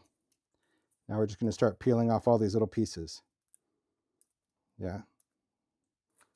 Little EKG and stamping. All of these little tabs. Okay. Peel, peel. These come off real easy. All right. Then once you think you've peeled them off, check in the light or touch it. Oop, this one's not there. See, I just touch all of them because they look the same on the release paper. There we go. I kind of see that they're all shiny. There we go. Then we're just going to line it up. So you just get an idea, hold it in position. See, there goes that little glitter. We loved it when it was there, but bye-bye. And you just kind of line it up to the nearest ish. I love that I can kind of follow the core design even down to the circle. And then once it's there, done.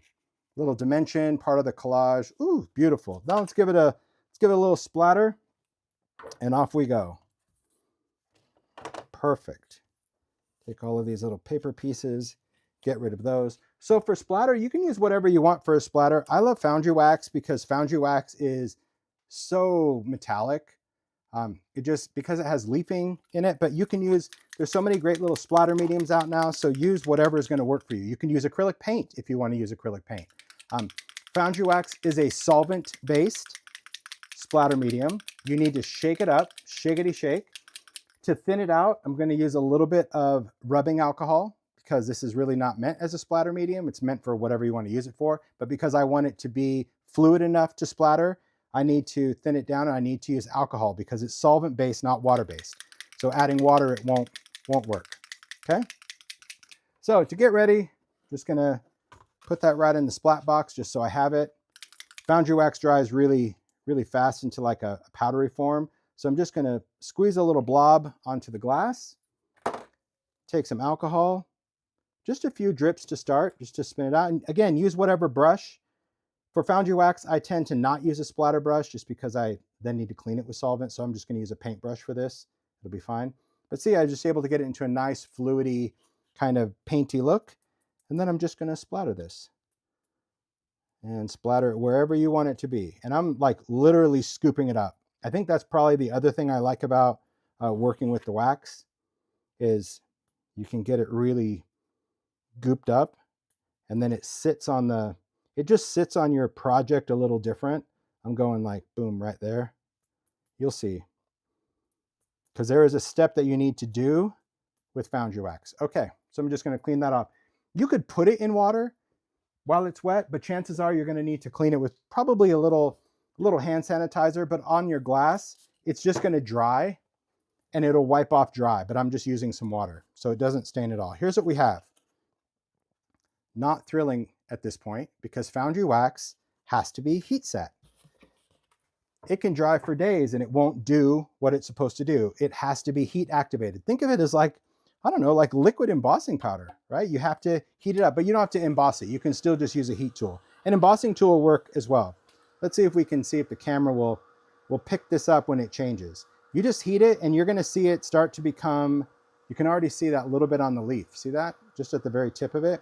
You're going to see it change right before your eyes. Those little dots right there, I'm kind of looking at what looks like a Mickey. I'm trying to just focus on half of this right now. So you can see the gold, see on those leaves, but over here, it's not shiny, but over here, shiny. That's all you're looking for. You're just looking for it to turn to shine.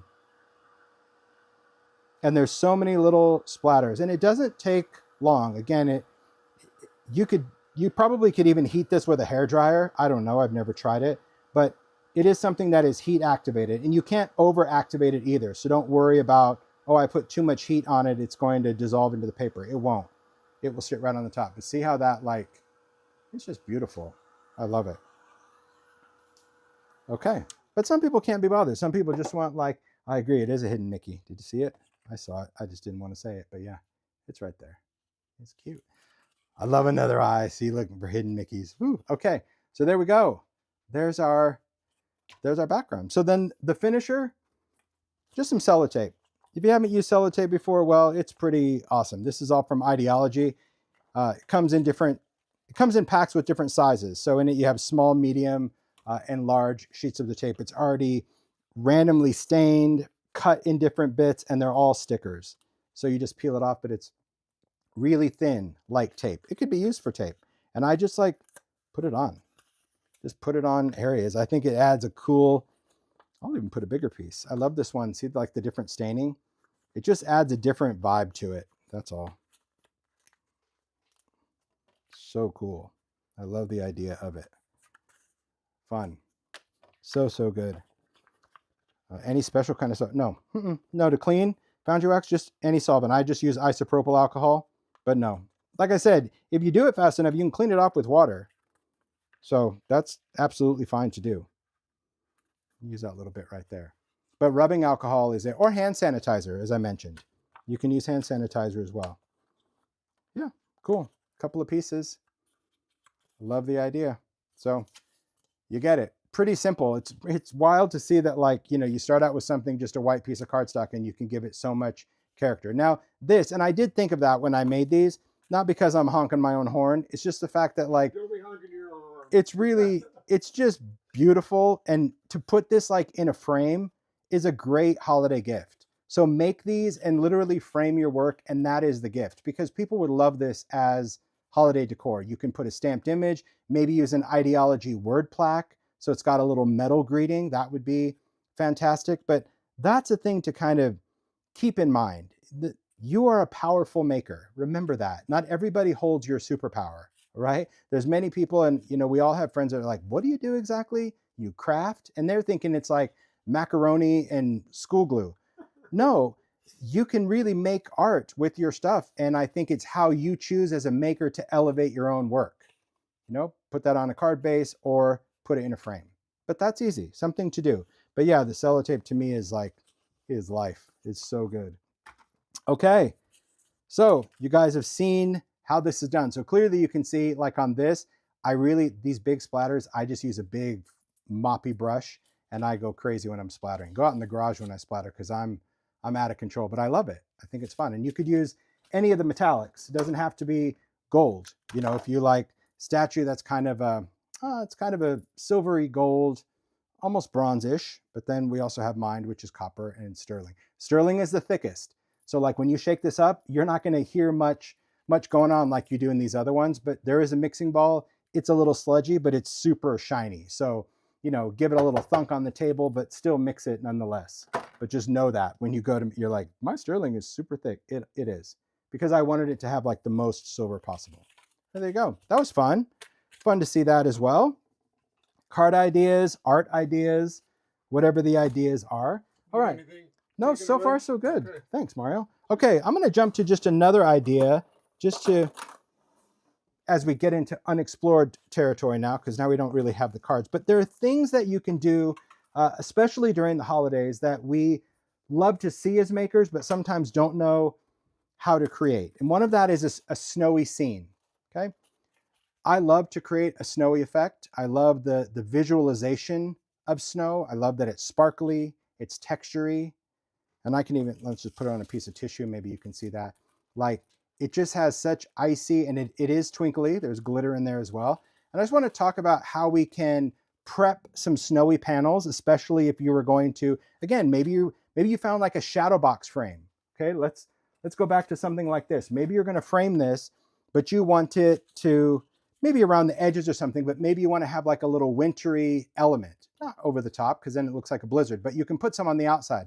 You can do this on the pane of glass of your frame as well. I'm just going to show you on a piece of transparency, but think about the idea and how you can incorporate it as a maker. For cards or anything, I like to go to Durlar. This has totally changed my love for transparency. Thin transparencies are great for a lot of shakety shakes, but if you're doing stuff, especially that has a heavy medium on it, and you want to, or if you want to die cut it, believe it or not, like this stuff die cuts, not thin detail die cuts, but die cuts like a dream, especially if it's just a bigger shape, which I'll show you in a minute. But I love creating snowy windows. You could do this and put it behind idea-ology baseboards, or you can do it just for a shaker card. This could be the front. So the reason I like this is because it is just a thicker weight. It's also heat stable. So if you wanted to actually stamp and emboss on this, you know, use your anti-static, stamp. You could stamp with embossing ink or stamp with archival, because archival ink is embossable, it's oil. Put your embossing powder on, and you can heat emboss on this without it melting or shrinking. So I do love that about Durlar as well. The tissue is what's in between all these sheets. So it looks white in the package, but it's really this clear plastic in between these layers of tissue so it doesn't get all scratched up, okay? So what I do if I'm prepping for cards or anything is I'll take a sheet of Duralar and I'll cut it in half, okay? This is a 5x7 sheet, and I can get 2 panels out of this and it's gonna fit the stencil beautifully, and I can prep these ahead of time. This way, when I wanna use them on a card, like a shaker card, I can put this down, I can still cut around it if I need to trim it with my trimmer, put it behind a frame. You get the idea, okay? So what we're going to do with this is use my favorite stencil. I mean, look at this. This is number 21. I don't even know what the stencils are up to. Stencils are in the 200s now, I think, or close to.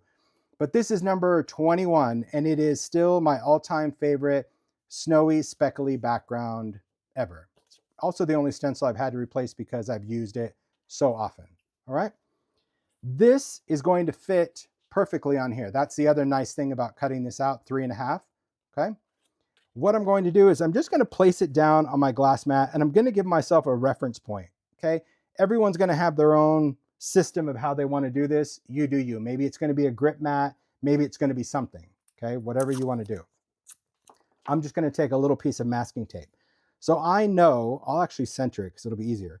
I know it's going to start at this line, but then this is kind of centered, and I'm going to put the tiniest little bit of tape at the bottom. The reason is this design goes from heavy to light. That's what I love about using it as a snowfall, is because these big flurries go from big to small.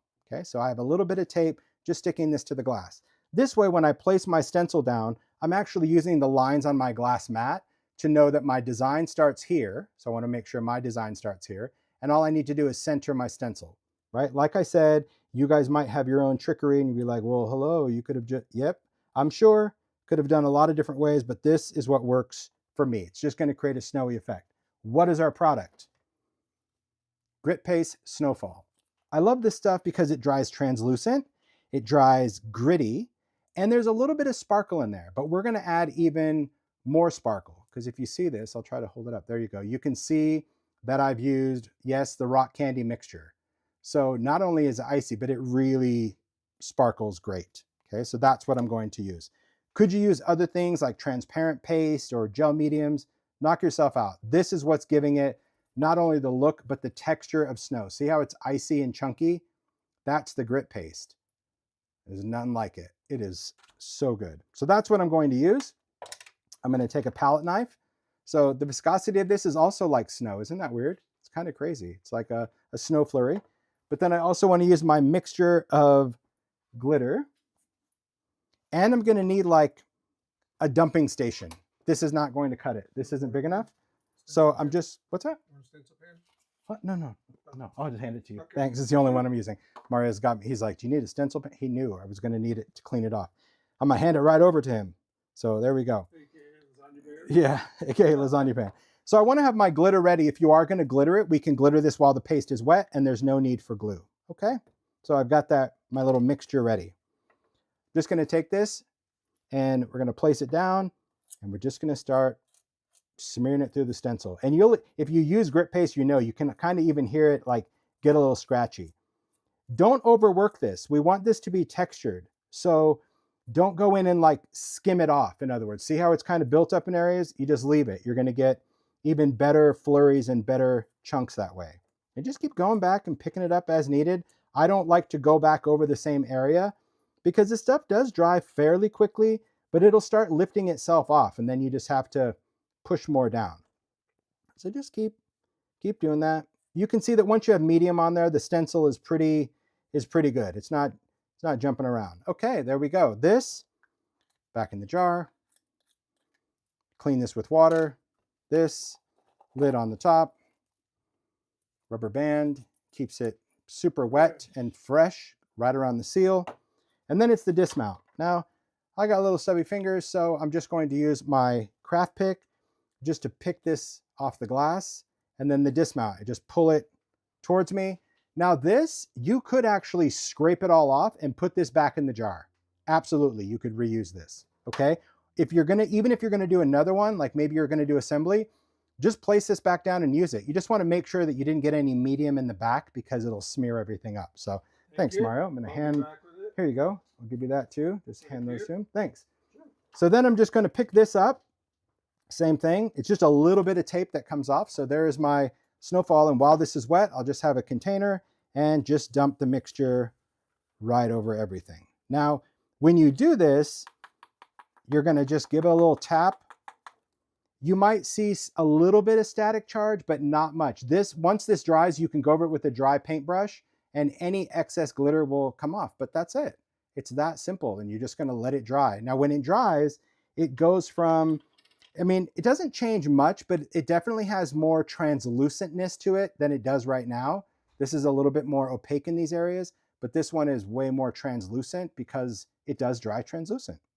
So that's how simple this is, really just to create snowy things. So thinking about how to use that, again, if you were doing a bigger panel, I wouldn't place a stencil down. I would just like lay the stencil in an area, swipe some of that through, lay that in an area. And you might need to do like sections, let those dry, you know, glitter them and everything, let it dry, and then go back with the stencil in a bigger area, depending on how much of a piece of glass or something that you're trying to do this to. But it's very, very easy to create a snowy effect. And when you create, I'm just dumping this back in. Thanks, Mario. When you go in and actually create these ahead of time, you'll use them more. That's what I think, because if we're creating cards or creating something, I just think it's a little, I don't know, it gets a little annoying when you're like, I got to do this and this. It's like 30 steps for a single make. And most of the time as makers, we take the shortcut. But when you have it, then you get to use it for just different makes. So I did this make, also this is a vignette box. So this is paper with rock candy. That's another thing you can do with the mixture. This one happens to be the mixture on there. Glued my paper, put a wet glue over the top like collage medium, and literally covered my pattern paper with glitter. But the front of this, see, it's a little vignette box, but it's got a little snowy scene, idea-ology icicles, and then this has tiny lights with some baubles in there. So this was a little make using the stamp set. Let's see, where, I know I have it. Love this stamp set. Holiday sketchbook, very cute. I love all the sketches in there. And then I use the coordinating die. So you got the little cityscape, and this one also has a little bonus tree die, some baubles. So it's a little shakety shake, but look, I love, see how the little lamp posts light up? See the little lamp post right there from this image? Oh, you know it. After I did that, I actually poked a little hole, put a tiny light right behind it. So those little lamps, maybe you didn't even notice it. See, now you'll see it. Those little lamps shine bright. Why did I put the baubles? Because that fountain in New York City is magic with the baubles sitting in there. Have you guys seen it? I love that. Holy smoke. So I was like, I don't care if these things are ginormous. That's what I loved about the one in the city. So I kind of did the whole Rockefeller Center, but those baubles, that's why I did it. Anyway, but that's what I used here. So this little panel for a little shakety box or whatever it is that you're using is great because it was already done. So I just cut it down because yes, you can use a paper trimmer through this. You can cut this down. This is, it's anything. It's the idea here. You could take a scene and yes, it could go on a card, but you can also, see there are the little tiny lights. You don't have to light it up, but you can also put it in things. Find a vignette box or a shadow box or a paper mache box. Repurpose a cereal box. Who cares what you use? You have all of these things that you can modify just with your idea. But that's what I love because when you feel it, it's that icy, snowy thing, but you can see right through it because it's translucent and sparkly. So that's just another idea for working with stamps and dies. That even goes beyond the card. But I think making a batch of these for the season, trust me, you'll love it because you'll love to be able to cut them up and go, oh yeah, I'm even going to use it as a background on a card panel. You know, maybe you have a card panel and you're just going to stick this down because it already creates almost like that gray layer. And then you could put a stamp sentiment on. Just use some foam adhesive because you can see it chunky. But yeah, it's beautiful. So again, that's using, I'll just go back, this alcohol ink Duralar. It's using the stencil that Mario just gave me. What in the? What'd you do there? You would think that it would be, here. oh, there it is. Thanks. Man, It uses stencil number 21. Oh, sweet mother merriment. Okay, grit paste, snowfall, and rock candy. Now again, this is clear and chunky, but you can use either or. Doesn't matter, or none at all. It'll still dry with a little twinkle, but not as sparkly as it is when you add that. So I just love it. Okay, so far so good. I am trying to stay organized, and Mario is helping me, and I appreciate that. I just have things that hit and roll off. The ideas are never ending. It's a curse. I tell him it is a curse. Thanks. Can I hand you that one just to dry? I don't want to ruin it. I do love making these. There's no lie. I do. Okay. So far, so good. Are we doing all right? Great. Great. Perfect. Okay. Next, I want to talk about, because there are so many ideas, but I've got to curb them because I want them to be doable and not overwhelming. Okay. Let's see. Oh, this is a fun one because I'm looking for stuff. If your stamps don't stick, they're probably dirty. Don't use an ink cloth, Tim. And when I say dirty, it doesn't mean like muddy. It just means that maybe there's some ink on it, right? Some distress or whatever you blend. So clean that and also clean the carrier sheet with water, and then it will just stick on there again. So that's, it keeps falling. A little bit of soap water when we're yeah, he would, because in class I was like, don't put them back on the sheets, just throw them to each other. And then afterwards, Mario would just like, he'd wash them soap and water, clean all the sheets. Gosh, remember those days? Wow. Oh my word. Okay. This also has a coordinating die set. It's cute. It's fun for different cards. I love this. This is new. I love that it keeps going. And I love that Stampers Anonymous doesn't retire my stamps. So thank you, Stampers Anonymous, because you can always get them.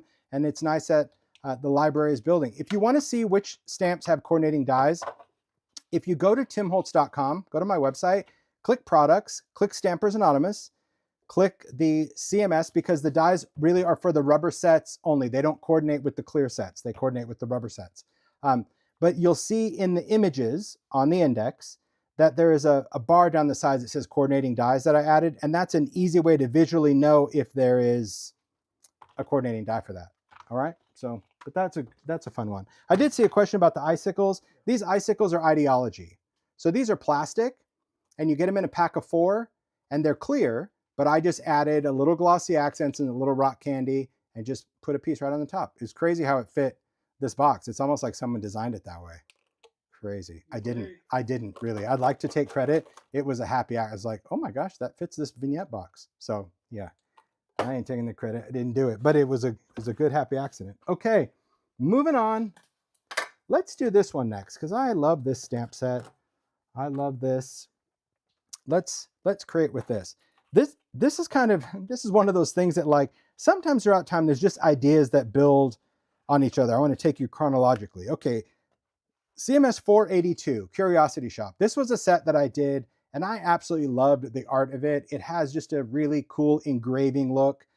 Obviously you can see from the details, I love all these wild things. I love numbers. So any number stamp set, it's great that there's a beautiful 25. It has a very department store kind of vibe from it as well. I love pointy fingers, can go either way. I love the hats, I love the mustache, I love Lucky Clover. I love the ideas, the light bulbs, and there's a 0 under here if you're like, what is that? That's the 0. The numbers are in one strip. A lot of people have cut them apart, so they're individual. That's fine. I like it as a number strip. But of course, I needed to stay within this footprint. So I'm like, okay, 0 is just by itself, because you could just do whatever year you want. This is a sheet of paper, which I'm going to talk about right now about the typewriter, and then some sentiments. Okay. Now, when this came out, I was so happy about coordinating dies for this because I love having things cut out. I also love that this particular coordinating die, see, it doesn't really fit in the envelope. Cuts out the whole thing if you left it together. But there are some cool details about this stamp because I think having images that can be used different times are important. So when I designed this set, there's little stamps that say like thoughts and theories if you're going to do art journaling, or stay curious, or just hello, maybe it's for a friend, or lucky day because it goes with the clover, happy birthday, just a note, thinking of you, love you. I wanted something that would kind of work for the everyday. But a couple sets later, this is 498, so it wasn't many, like, 16 sets later, I did a holiday set that had the same feel, that same kind of engraved looking imagery, which I equally love, and we're going to talk about the Snowglobe. But when I did these sentiments, I'm like, oh, you know what? I'm going to use the same font, same point size, same size, so I can have little holiday sentiments that will work with the typewriter, because the typewriter could be a really cool holiday card. And I've shared a holiday card before. So this is the typewriter stamped, but on the die, not only does it cut it out, not the mustache, but there's a little line in here. It actually cuts right there, right in between these rollers. So when you cut this out, it's going to cut this little slit. And this way you can stamp all your little sheets of paper.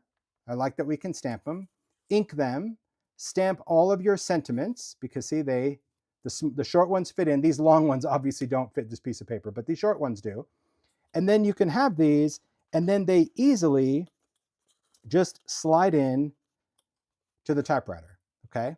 So you just slide it in, you tack it in with your adhesive, whatever you want to do if you're going to put this on a card. Or what I like to do is just take like a grid block or something, and just, it's almost like you're curling ribbon.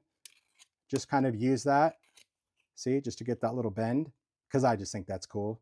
But if you're going to mail it, it'll go flat, but it'll pop up a little bit. But that's fun. And you could add greenery. Maybe you've got some Sizzix dies, like the new Vault little greenery. You can tuck some greenery coming out from behind the typewriter to make it festive. That would be cute.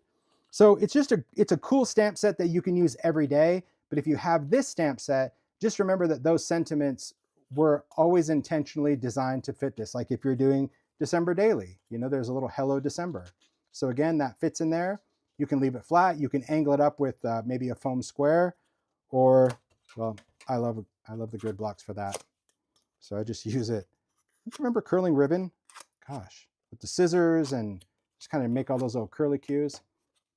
How fun is that? And you could handwrite it too. You could just do your own little message. So it's just ideas of saying, okay, well, maybe I don't have a lot of Christmas stamps. Okay, maybe you have this. And maybe you have other sentiments that will fit in there. It doesn't have to be typed. You don't have to just get all thematic here. You could handwrite something, just a cute idea that I wanted to remind you of if you're looking for very quick things. And I always think compartmental. You can sit there and die cut 50 typewriters, no problem. Stamp and cut them, and it's already done. You can stamp a bunch of sheets of paper, you can stamp sentiments, and then you can assemble it however you want. And I even think when I did a card, I put a little, little thinger. Oh God, what is it now? Wobbler. Oh man, see? When I'm talking about makes, I do my homework. It didn't come to me. But yeah, you can put a little wobbler. It's fun.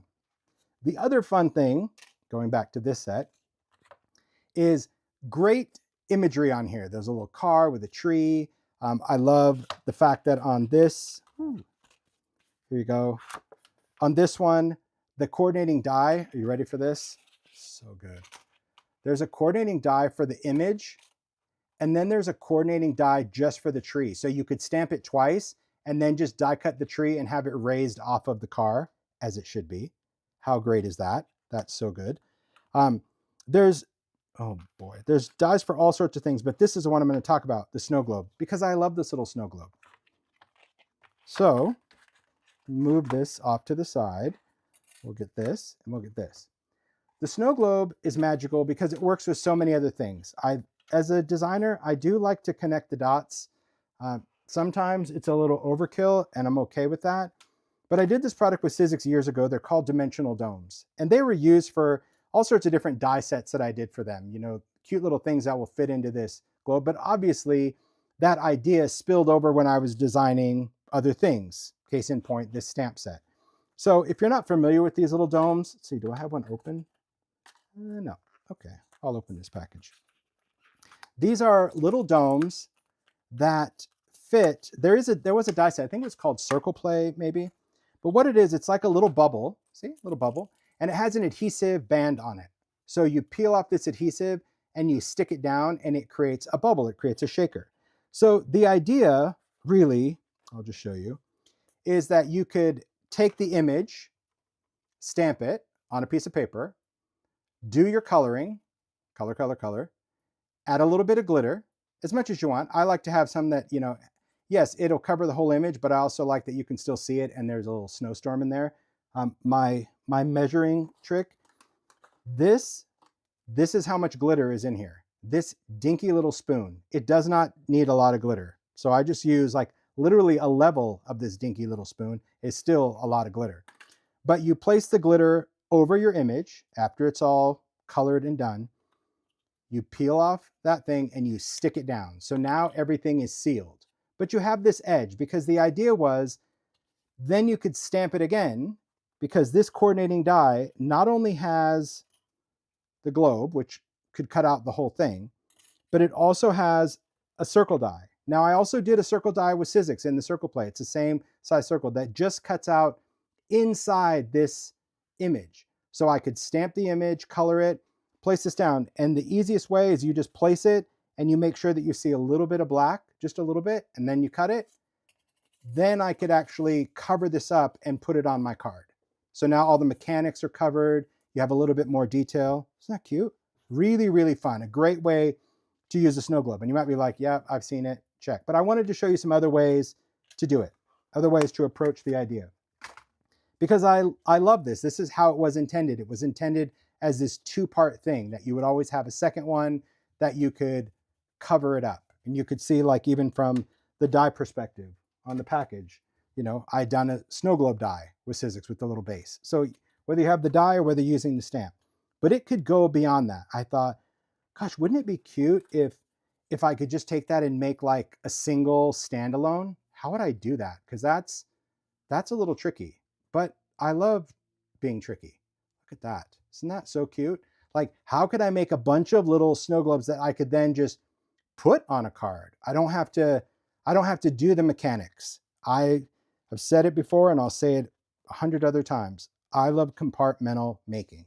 Compartmental making is like, do something in repetition that is a bit mindless once you do the first one, and that you can just make many of them. And then when you need to actually create a card or create a project, you have all of these prepped components ready to actually create. That's my thought. So here's how I approach this one. This may not be for everyone. That's all right. I took an image, stamped it twice on watercolor cardstock. Again, on the smooth side, I stamped it. Coloring.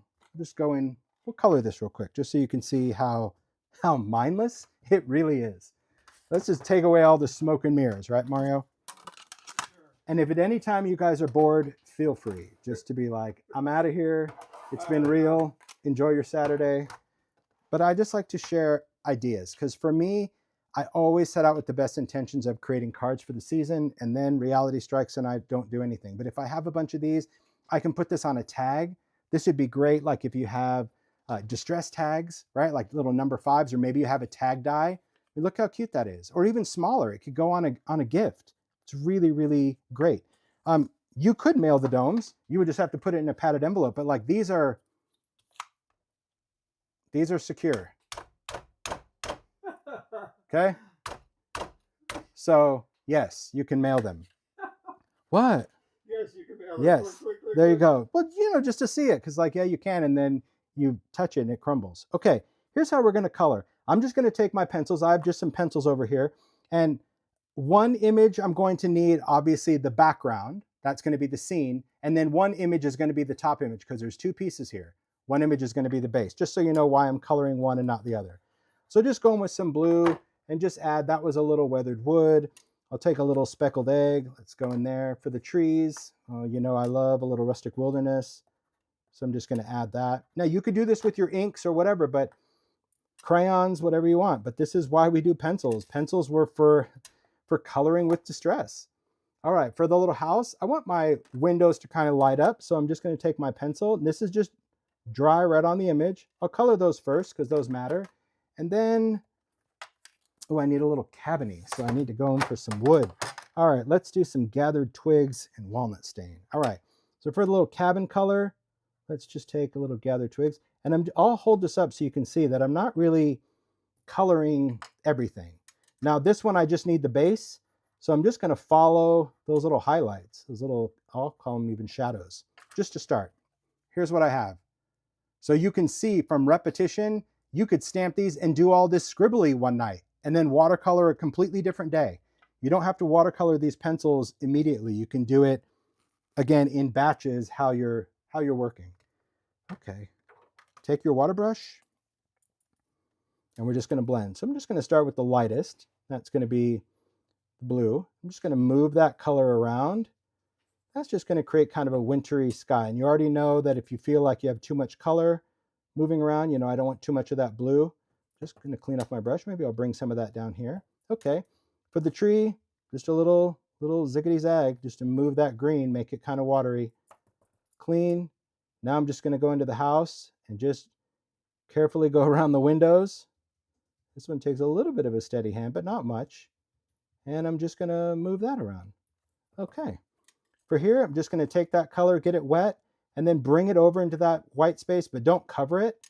Then take a clean brush and blend the line. Again, take that dark just to get that color going, jump to the other side, clean the brush, and then bridge the gap. And that creates just that simple watercolor highlight. I know it looks fancy, it so isn't. See how easy that is?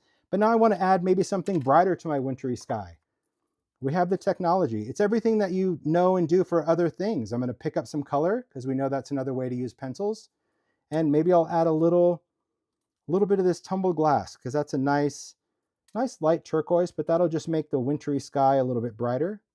See, just added a little bit there and there. Excellent. Maybe I want two-tone wood on the base. So I already did walnut stain. Maybe I want to add a little bit of a warm brown because we've learned warm and cool. Take a little gathered twigs.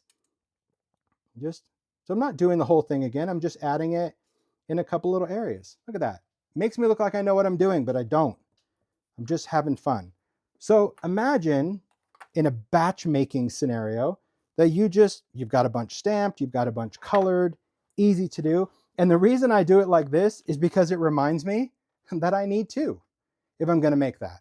So you're like, why did you do two? Okay, maybe you'd want a little less paper. I want to leave myself a margin for die cutting, but that's why I actually stamp them in a pair, because I know that I'm going to always need two to make this. Okay, so let's dry this real quick. Simple, simple. The pencils do the work. It's really crazy. All right, but I just want to dry this just so I can work with it, and off we go. All right, so now that I have this, I am going to die cut these. You can leave them together, it's fine. So I'm just going to take this first one and I'm going to place this down. I'm going to give you some other ideas of really how we can create stuff. Okay, so for this one, I'm going to place it down. I want to make sure that I can see my black line in there all the way around. That's good. Okay, a little tape. There we go. Let's bring on the sidekick. My most used die cut machine ever, because I just die cut a lot of small things. Okay, place that down. Let's run this one through. Crunchy crunch. Okay. One. Peel this off. Now we're going to do the second one. I'll just move this out of the way just for now. Okay, second one's going to be a little different because we want the base. So I'm going to place this down. Again, I want to see kind of just that black line all the way around. That's all you can do. You have to go to the nearest ish. You have to do your best to kind of think it's lined up. There's no other tricks of the trade. Then I'm going to take this die and it goes right in. Oh, I probably shouldn't have done the tape first. Smarty. Let's slide it under there. There we go. It just fits in there. I'll hold this up in a second, but like, it just kind of nests in there. You see? You just drop it in. So now you don't even have to do any figure outy. Now, if you're doing this by itself, you have to do figure outy. If you're not cutting the outside, you have to just line up that circle within. But to create that little frame, you're good. All right. I'm gonna cut this. Oh my word. It wanted to stick to the stamp set. Okay. Great. So now I have this. Yeah, look at that. I know for a minute you didn't think it was going to work, huh? There you go. That's what we have. So now you have this little frame that can go over this. And this could still be cute because remember, I'm going to do a dome, but I'll show you that you don't always have to do the dome. If you're going to mail cards, because someone was asking about mailing, and you're like, I'm not doing puffy envelopes for everyone. I'll find it. Where is it? I totally prepped it. It's going to be here. Give me one moment. Good, good, good, good. You on the hunt for something? It's a clear thing for the thing. I'm just going to do it again. Alrighty then. Clear thing for the thing? Yeah. Right there? Well, it was one of these. I'm just going to die cut one. I can't find the one I cut. I just didn't want to bore you with die cutting again. It's So, your thing for the thing. well, you know, I don't know where it went. And you'd think it'd be right here. This. Did you find it? You're a rock star. I am. Thanks, Mario. This way. So I took a piece of Duralar, okay? And as I mentioned, it die cuts. It does die cut, but this is a pretty basic shape, but it does die cut. So if stuff is really intricate, it's not going to do it. So all I did is the circle the same part. Yes, the circle is in the Snowglobe die set as well. But this circle die is also in a retired Sizzix die set as well. But in the coordinating stamps, yes, it comes with it. So this means that maybe you don't want to do a dome. You could actually just take this and just place this down and put this over the top, and then you still have what looks like glass. Do you see what I mean? You're not going to shake anything. You don't need any dimension, but it is very cute to take that same coordinating die, cut yourself a piece of transparency, and that would look just as charming on a die, because you could add glitter to the outside of this. Little glossy accents, a little rock candy, whatever, right? So I just want you to think that when you see an idea in a demo, just think beyond the idea as well. Don't be like, well, I don't do domes, see ya. It's still the idea. If you love the snow globe, make it work. And so that's an easy way to make it work. But for me, I wanted to challenge myself on the dome. You might be thinking, well, what could possibly be the challenge? Well, here's the challenge. The challenge is this dome is bigger than the snow globe. See? Because remember, its original intent was to always be sandwiched between two pieces of cardstock. So the outer part was always going to be hidden. It was never meant to be kind of freeform like this. And I'm like, oh, well, I wonder if this will work. Could I cut it? The answer is yes. So all I did is I went in, took the dome, and I cut all the way around. The only thing you have to do is like, don't cut right up to the corner. Leave yourself a little bit of a space, because you can always go in and trim. And then I just left the part where the base is, meaning when I place this over the top, it covers that. So see, there's a little plastic, not much. It doesn't go to the edge, and forget the sticky stuff. That's long gone. You cut that off, but that's going to be sticky. And all we really need to do then is just glue it. So let's assemble this one. Okay. So you guys can see. So again, I have my base, I have my outline piece, and I have my dome that I cut in with my scissors. I can cut in real time just to show you what I did. Use a detailed pair of scissors, pretty sharp. I just used my recoil. I went in and I just started with just a little snip in there. Bring the scissors into the track. And then I actually use the adhesive lining as my guide. I kind of cut to where I left. I'll show you, because this is really how I did it. You see how like you can leave a small little sliver? That's what I did. So I wanted to make sure, and all it's leaving is just the tiniest little lip of plastic, but that's all you need. You don't need much, okay? So I didn't want you like going like right to the edge of the bubble. See, this would be wrong. That's okay, I'll throw this one away. But see, if I cut right up to the bubble, now I've got nothing to glue on. You wanna have that little bit of ledge. So keep this flat, and as you're cutting, just use that little white liner paper as your guide, and just have a little bit showing. You can always go back and trim if it's sticking out here or there, okay? There we have it. Someone asked, that must just be random. Can you cut grit paste snowfall? Yes, you could cut it. You could put this in the trimmer, or you can use scissors and you could cut right through it. You could die cut this if you wanted as well. I wouldn't recommend it with a thin die because it's too thick. Steel rule die, yes. But if you're gonna snowfall, I would cut first and snowfall later. There we go. Okay, let's build. This is, I've got to see which is, that's the good one. There we go, there we go, there we go. There's our dies and our sparkle. We're going to use a little mixture. Why not? Okay, so for glue, okay. Use a liquid glue, use whatever. You can use glossy accents. I'm just going to use, this is Simon's craft glue. You can use any kind of glue that you like that's going to dry as quick as you need it to be, but really glossy accents will work, collage medium will work, whatever is going to be easiest for you, okay? So what I want to do is, be sedated for just a minute. My God. All I want to do is just watch you. Yeah. It's like I go to use it and I just throw it behind me, and then it's like, where is it? Okay, there's my little spoon. Okay, I'm going to take a little spoonful of glitter. I'm going to place it down in the middle. Right, you guys see that? Mario's laughing. He's like, you're just nuts. You're crazy. Okay. Then I'm going to take the dome piece. I'm going to remove the adhesive. I mean, it's still nice that it's there, but I don't use it. Even this piece that's there, I'm not going to use it. I'm still going to put glue over it because I want to make sure that it's sealed really well. Now I'm going to take a liquid glue and I'm going to put glue on it. Okay. So a little glue. You guys see that? Okay. And then just dot, dot, dot. So you can see there's a little flat edge that this glue can go on. Okay. So I just prefer this a little bit over glossy accents because I have a little more playtime, not much. And you have to be kind of particular. This could go horribly wrong, but it's not the end of the world if it does. You just place it over the top and you just hold it down. Okay. Just create that little seal.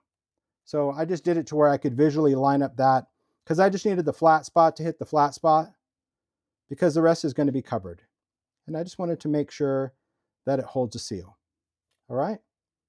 So far, so good. Now I'm going to take this. Same thing. Glue, little glue around the edge. Yep.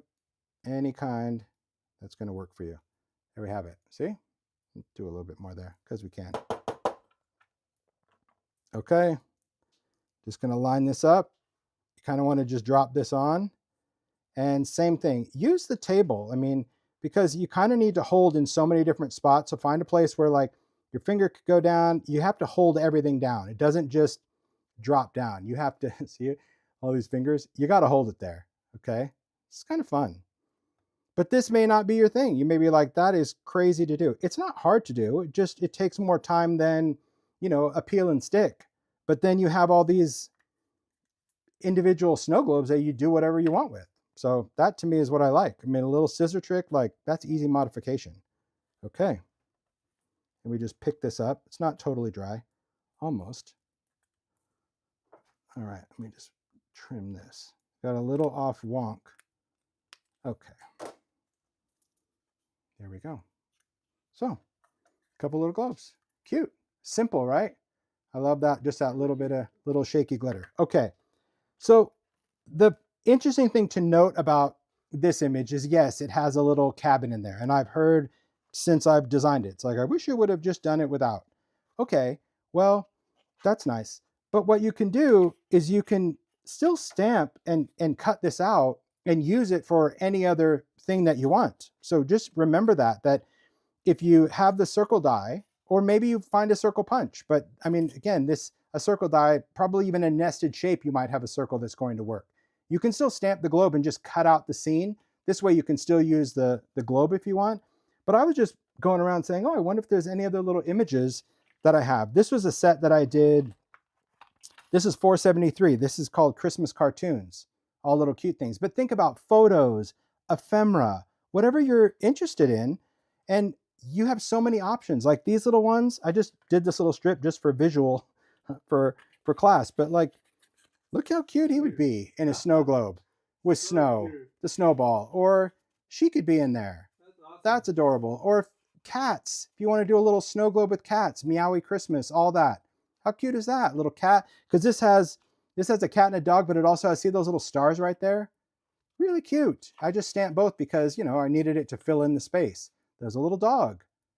Really fun just to take that and create a different scene using it. And remember, you can just, if you wanted to make this your own little shaker globe, then all you would do is you wouldn't stamp the first piece. You would just die cut the base layer out of white and then stamp in the snow globe part. Does that make sense? So like that's all you would do. You don't need to stamp, because remember the base piece of this is only for the village. If you're not using a little village, you just need to stamp the snow globe once to cut out the top layer, and everything else just use the base layer die cut in the shape of the globe. I hope that makes sense, but that's all you have to do. I also really loved on this set this moon. It's kind of a retro moon and the Santa and the reindeer. I'm like, oh, I wonder if that could work. Totally does. I just did the moon and then I masked off the rest of the reindeer. Just put a piece of tape on here and then I inked this and removed the tape so I could just stamp one. That little stick, it's like a little extra antler. But I thought that was really cute because now I can do a little snow globe. Look at that. And imagine the bottom filled with glitter. Very cute. So the whole idea of this is like, if you love the snow globe, just think beyond the globe. Because yes, this little cabin is cute. And if you're making 100 of them, that's great. You could just do that way. But knowing that you have stamps or ephemera or even a little family photo that you can customize is really cute. And whether you're putting it on a card front or whether you're making this as like a little tag or a little ornament, I just wanted to remind you to use your stuff in unique ways. Do something that's going to be extra fun that you enjoy it. You know, if you're like, because like this little guy, he's hilarious. He's mischievous. He's trouble. And I dig that. So I definitely think he's going to be great. And then come up with, you know, a little sentiment. Maybe you want a snarky sticker, whatever you want. But I wanted to bring this set to mind because I love it. And it does have like, see, naughty or nice. So you know for a fact that if I did this on a card and you stamp naughty or nice, send that to your friend. Come on. It's cute, right? That's it. So it's another great stamp set. And this also has, by the way, this, I think it does. Wait, before I open my trap. I'm pretty sure this has, yeah. So this has coordinating dies as well. I just didn't use them because I was just using the image for what it is. So you just got to remember that. See, sometimes people just isolate an idea because it doesn't come with something or because it comes with something. I think it's getting the most out of the tools that we have. All right. You with me so far? With you. Good. All right, let me put this back. Let me carry on with some other ideas. Yeah, I saw so many comments about like typewriter and snow globes for days. You're right. I did all these snow globes, all this that you see. I did this just before live this morning because in the shower, I came out. I have my best ideas in the shower. I'm like, oh my gosh, I need to do something else. Mario goes, I think you got a lot of stuff for live. I'm like, I know, but I have this idea for the snow globe and I want to see if it's going to work. And I couldn't wait till next time, right? I couldn't. So that's what I needed to do. And I stamped and colored as quick as I could and made it in time for that. Okay, let's clean some of this up and we're going to talk about some other things. Staying pretty organized. I'm surprised. I'm doing my best. And thanks for the chat. I'm watching the chat. It's really fun just to see what you guys can create. I love this too. You know, I love the idea of just adding that onto an image and just making that, you know, a great stamp set even without the domes. I love the domes because, you know, I am a lover of the shakety shake. So I couldn't wait till next time. My brain does not allow me to do that. I wish it would. I do get annoyed with myself. I'm like, can you just give it a rest? I do. And Mario's like, but that's your superpower. Like, you don't want to change that. I'm like, I really wish my brain would just give me a break sometimes. Just let me have some peace. But at the same time, it's a great thing. Okay, next up, we're going to talk about some other stamps. Now, this isn't Stampers Anonymous, and that's okay. Again, there's room for everyone, the world. This is a really adorable stamp set from Simon Says Stamp that they released. It was in their kit that they just did. The kit is sold out, but the stamp set is available. This is something, they did a kit with Idea-ology, and Heidi reached out and she's like, we're going to do a kit with Idea-ology. Do you have any, you know, ideas what we can pair it with? And of course, you asking me, do you have any ideas? I'm like, buckle up, here we go.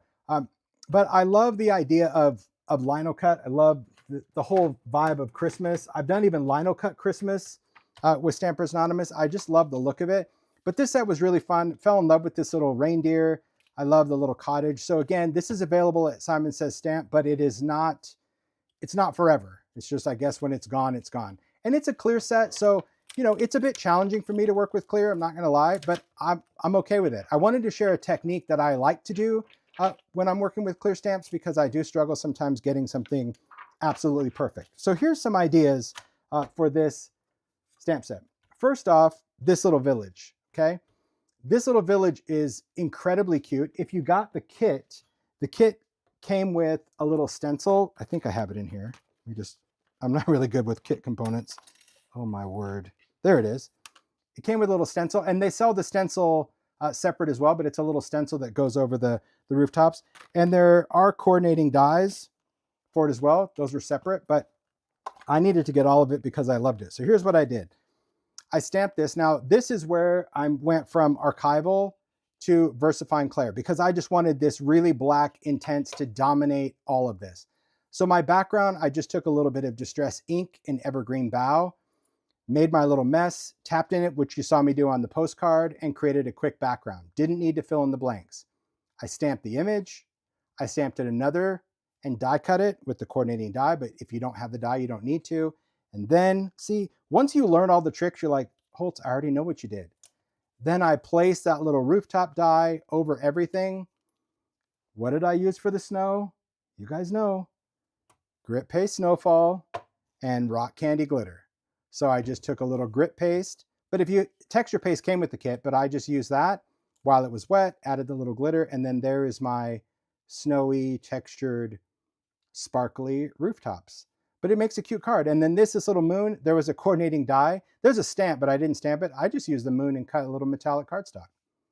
But cute, a cute, easy card with that. And I absolutely love it. It's really, really fun when it comes to just using stamps, because sometimes just a stamp will speak to you. And if you don't have the stencil, well, you could go in with a paintbrush and just add that to the rooftops.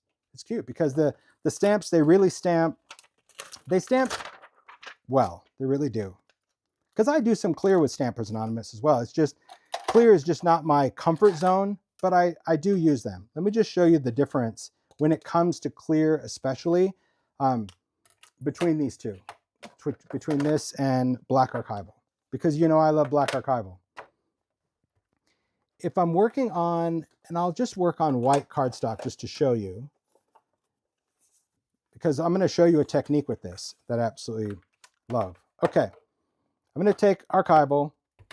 Oh, come on. And you could use a stamping tool, right? I'll use a platform probably. I will in the next one, but just for the quick color comparison, okay? And this is just plain white cardstock. This is white heavy stock, but this is really more for color than anything, okay? Yeah, rubber stamps really shouldn't make you nervous. I think if you get over the fear factor, you're going to be okay, really. So this was archival, and this is a really fresh archival, okay? But something about clear stamps and archival, it's okay. It's a challenge for me. I'm not going to lie. So that's why I'm going to show you a trick in the next technique. Okay, let me clean this off so we're not cheating. Okay, now I'm going to take this. Now this is a pigment ink. So this, I mean, right there has its advantage. But that's why I said there's room for all inks. There's room for all stamps. There's room for all dyes. There's room for all of that. The more the industry can embrace that, the better we'll be. The more the world can embrace that. All right, there we go. We're going to take that and we're going to stamp this. Again, just pressure. This, you know, clear doesn't have cushion and all that, and I know there's tricks of different things, but you just kind of work with it. There's a difference, and it's distinct. But again, we're dealing with an oil-based dye, and we're dealing with a pigment, so it's not a fair trade. We're not saying, you know, a dye ink to a dye ink, but that's why in the world of ink pads, it just works different. But because this is pigment and because it's so opaque, I think it looks terrible on this technique. It's awful because it's so dark that it doesn't give you nice detail. It just makes everything look black. So that's why, to me, it's a trade-off. And knowing which ink to pick up depending on what you're using, that's where education is power right there. So it just makes a big, big difference. Okay. So I did that card and it was fun because I do love it. It's really cute. But what drew my eye more than anything to this set, and same with Heidi, is this little reindeer. It's very, very cute. The reindeer is adorable. And the reindeer, there's a lot of elements to it. So there's a cute deer. There's also little ornaments that can hang off of his antlers. There's little greenery that you can, you know, make a little wreath. And there's a lot of elements to the stamp set and the die set. And I'm not sure if either are still in stock at this point. So it wasn't about that. It was about, I got it and I loved it. And in today's world, I have permission to use it now because I'm going to use it. Before, as a designer, it's like if it sold out, it was, I'm not going to use it. I'm like, I got this and I'm using it and I'm sharing it because maybe you have it, maybe you don't want it, maybe you have something similar. It's all about the idea, right? So this is taking a solid image, layering it on a color background, and that is a very quick and really beautiful holiday card. It doesn't have to have a lot of steps to it, okay? So in the set, this little deer, you can create a really cute card. So this one is done with black, okay? I just thought it was cute. I used the coordinating die to do the deer, and I was making this card, and I'm like, oh, I love that little nose because in ideology, I had these little droplets back in the day, but you know, it's like any kind of pearl droplet. I'm like, oh, cute little Rudolph card. And that was going to be another quick card. And then it just happens. Then the brain is like, but wait, you could do this and this. Could you, should you? So I created this one with archival and like smearing around the inks, but then I wanted his nose to light up. Oh, yes, I did. I wanted that little red nose to light up. And I wanted to show how archival is actually really cool because it looks so sketchy and dreamy in the background. So I created this cute little card. So we're going to do this card right now just to show you. I mean, are you kidding me right now? So cool. So cute. Wow. I love the sketchy look. So I'm going to show you how to do that. So there's nothing wrong with this, but you know, because right away I think his makers were like, see, that's why that's better than archival. Oh, you shut your mouth. Come on. Nothing's better than anything else. There's just a reason for stuff. And I think when you see what you can do with ink, so cute. So the lights, well, it's from the ever amazing Pear Blossom Press. I have to slow down when I say that. I just say PBP, but Pear Blossom Press. It's a single light. It's the one light thing that I used. The mechanics of it are easy. You know, I need something easy, but I just love it. Yeah. And it's cute. I don't know. I didn't put the little push here because I am going to send this card, and the card is going to say, you know, during the holiday season, so much magic coming your way, push the bow to make it glow. So when you push the bow, it makes it glow. See? So you can also be cute in your messaging because I don't want to stamp the little push here. Nothing wrong with that, but you don't always have to do that as a maker. Okay? So here we go. Let's break this down little by little and show you how it's done. Because I always want you to see that there's so many ways to approach an image and how it could just be inspired, all right? So for this, I am going to want to work with a platform because I want to do multiple stamps here so you can see how it is we're going to approach it. If you're used to working with rubber stamps 99.9% of the time like I am, make sure you flip your platform to clear. It only took me five times of stamping this deer yesterday when I said, I don't know what's up. I don't know like if these are different clear, why it's not working. Yeah, it's because I didn't flip the lid. Whatever. Some days, you know, look, I'm not the brightest crayon in the box all the time. Some days it's working and some days not. Okay, I'm going to work on, I'm not going to work on watercolor for this. I'm going to actually work on Distress Heavy Stock. So white heavy stock is a super smooth, because I'm not doing any watercoloring on this. You could use watercolor paper, but this one I did use heavy stock because it's super smooth and it's going to be great, okay, for this stamping. So let me just place that in there. And we're going to need to do two because we are layering it. But if you weren't layering and you weren't adding a light and you weren't doing any of that, don't worry about it. Okay. So yeah, the clear thing for me, I try. I don't want to be Judgy McJudge. It's different for me. I'm so used to it. I am so used to just what I do. Okay, so I've got, oh, mercy. It's the sticky. Okay, we'll get this, peeps. This is another thing about clear stamp. They're so sticky. Okay, here we go. Ready? And this is stained. So what I'm using are archival inks. Now archivals, come in a lot of different colors, and there are distress archivals. The only difference is that these are archival ink, meaning this formulation in distress colors. And in the regulation size, these large ink pads, these are the 4 colors that are in there, and they're in a stack.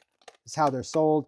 The rest of the colors that I did with Ranger are all in minis, and you could use either one. You can use your minis. Minis just have, you know, there's a lot of great colors in minis, but for this, I'm using the big ones because of how I'm doing the technique. You could do it with minis though, just know that, okay?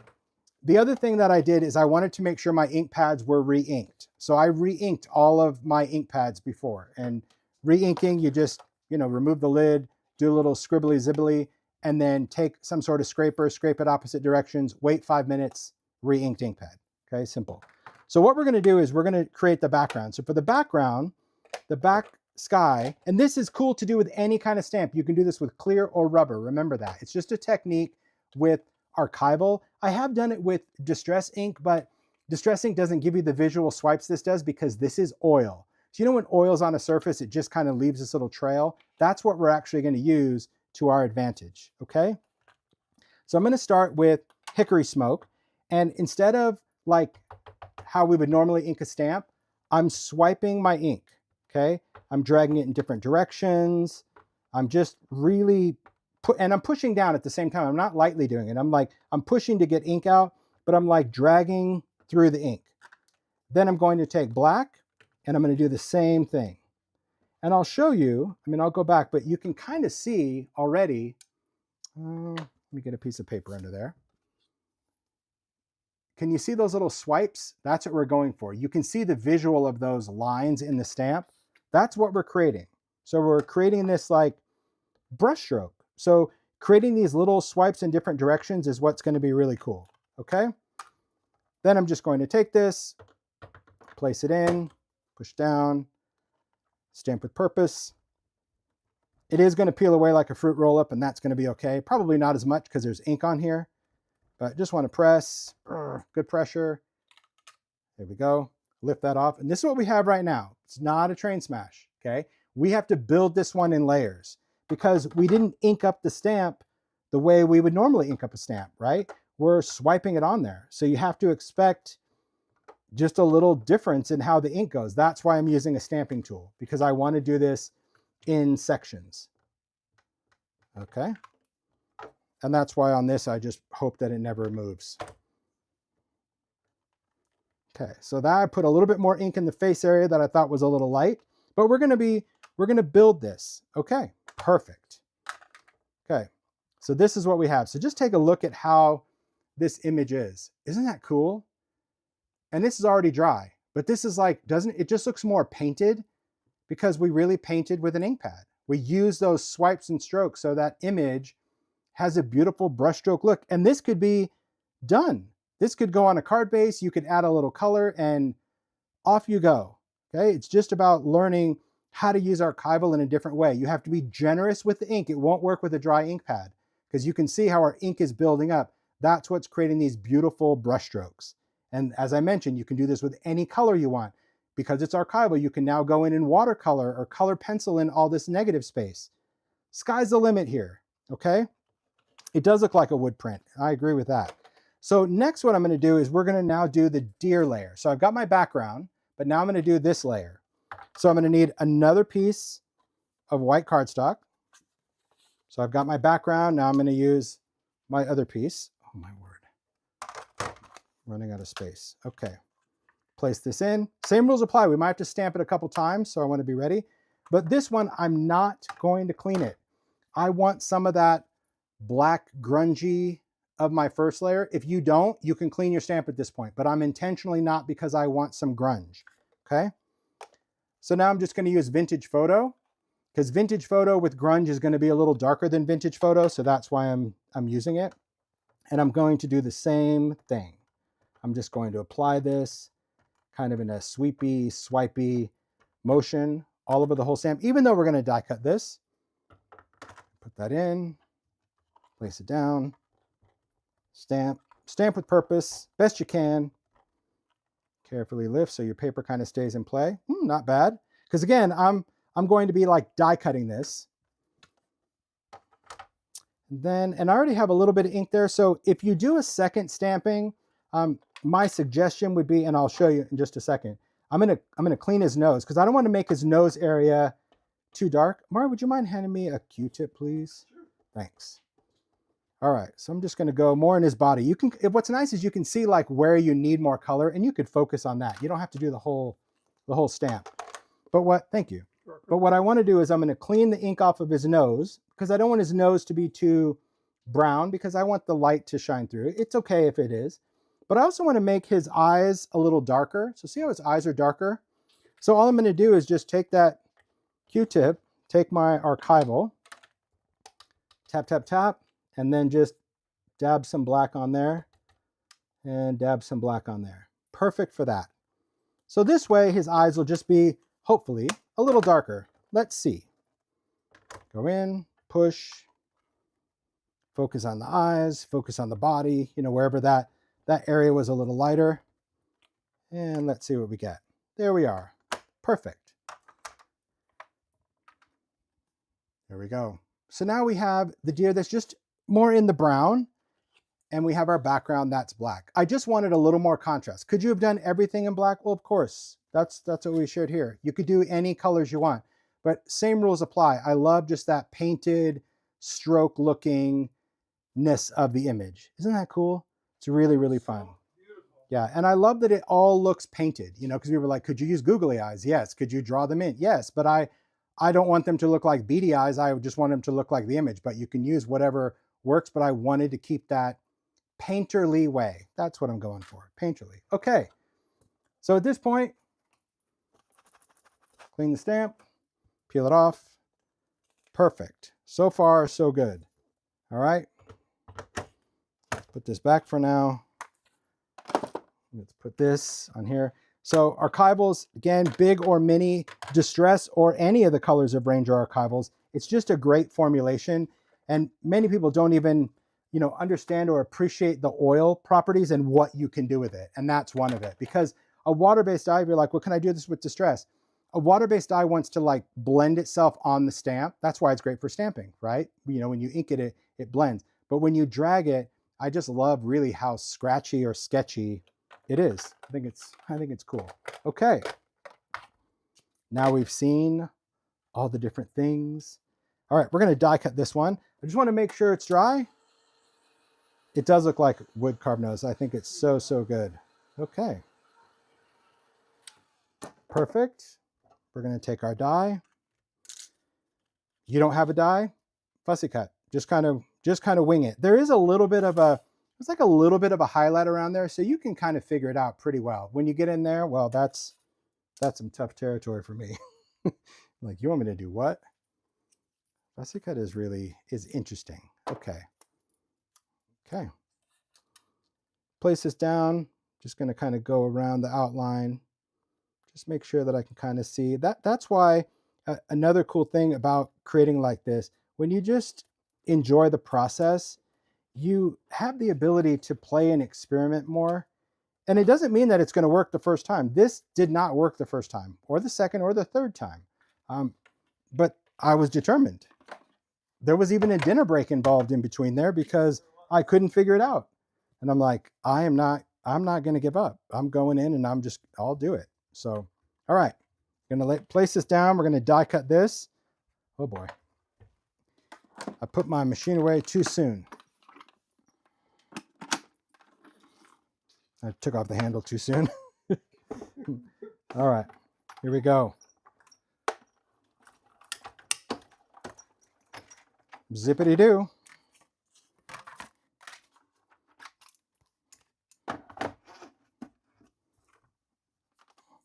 I love that little storage of my cutting pads, how it's locked in there.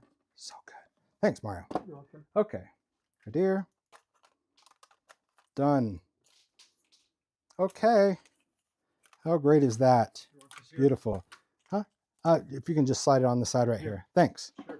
Okay. So here's where like things were challenging for me because it involves a craft knife. Again, if you've watched enough of these lives, you know that I don't really jive with a craft knife, but some things you got to do what you got to do.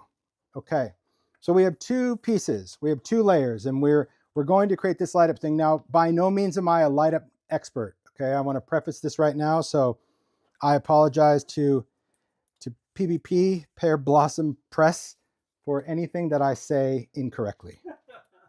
I just do what I do. You do. I just do what I do. That's just how it is. Okay. I still want my light mechanism, just so you can see. I want my light mechanism. It has to be under this layer because the piece is too big to fit behind here. So the light is actually underneath this layer. It's not right behind the nose. Okay.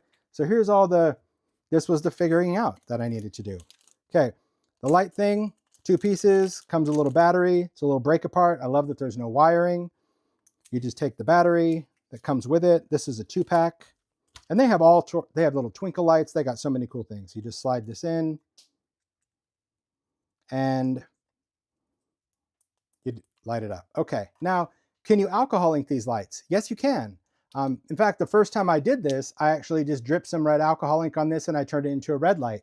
But it wasn't really as bright. That was the challenge. So then I took alcohol and cleaned it off, and I'm like, it was red, but it wasn't like, I really wanted it to glow like that. So I'm like, let me see, what do I have that's red in a dome? And I remember this little bag of stuff that obviously I think these are maybe 3 years old. So if you can find them out there and you get them, they're little half domes, but see, it's a translucent material. So that's what makes the light go through them. They're not like a solid opaque. These were little like half pearls from Idea-ology. But yeah, it was nice that I had them. So I was like, hey, there you go. I'm going to put that die away. Okay.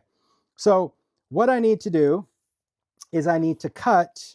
Oh boy, what did I do with that? Where did I put it? My word. Snapdragon. I need to find my cutting mat. Did I put it back? What are you looking for? Just a little cutting mat I took out. I just don't know what I did with it. I don't really want to cut on my glass if I can avoid it. It's here somewhere. I did get it. It's pretty big. That's the embarrassing part. Can you look in the back of that? Is it in there? No. Is it there? No. Is it there? No. Oh, mercy. What can I get you? That's the only cutting mat I own. So, you know what I'm going to cut on? I'm going to cut. Of cardboard? Yeah, that's what I'm going to cut on. I got a piece of chipboard right here. I'll find it as soon as I use something that I don't want to use. But get yourself a cutting mat. I just don't know where mine is. I put things in such a great place. Oh, you know where it is? I found it. I put it in a drawer. The struggle is real. Right? You put it in a drawer, out of sight, out of mind. Okay, cutting mat.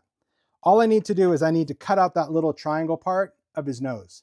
So if you have a die that's a little triangle or something, go for it, do it. I don't want to make it really big because the bigger the area is, the more the light will leak everywhere. And I really wanted it focused around the nose. So keep that in mind. That's why it's really bright there. So where you're like, oh, just cut a big circle. You're not going to see it, right? But it like creates a light leak. So I'm just going on this with my knife. I'm breaking a mild sweat right now because I really don't use craft knives.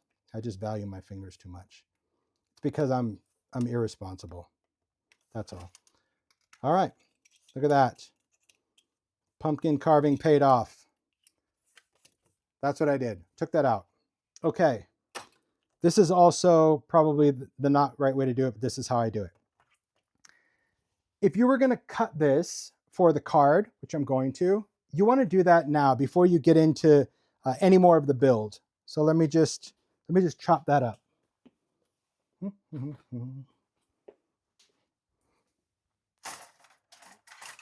There we are.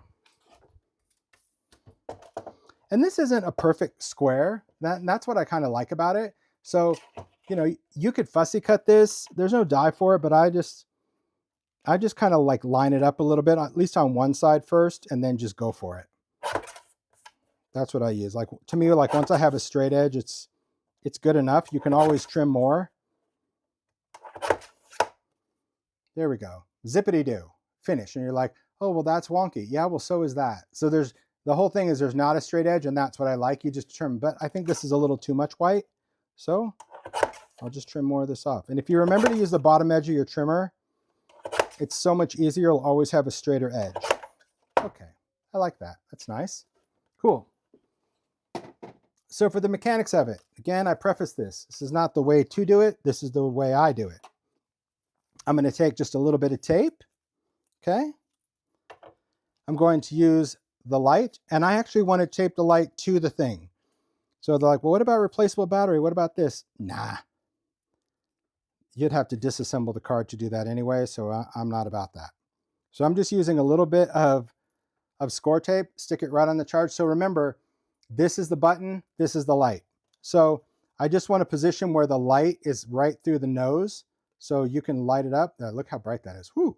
So I just want to see that little bit of light there, and then I'll stick this down. And it just so happens that it falls right here on the neck, which is why I added the bow, okay? Because the way where it falls. So this way I just get that light to come right through.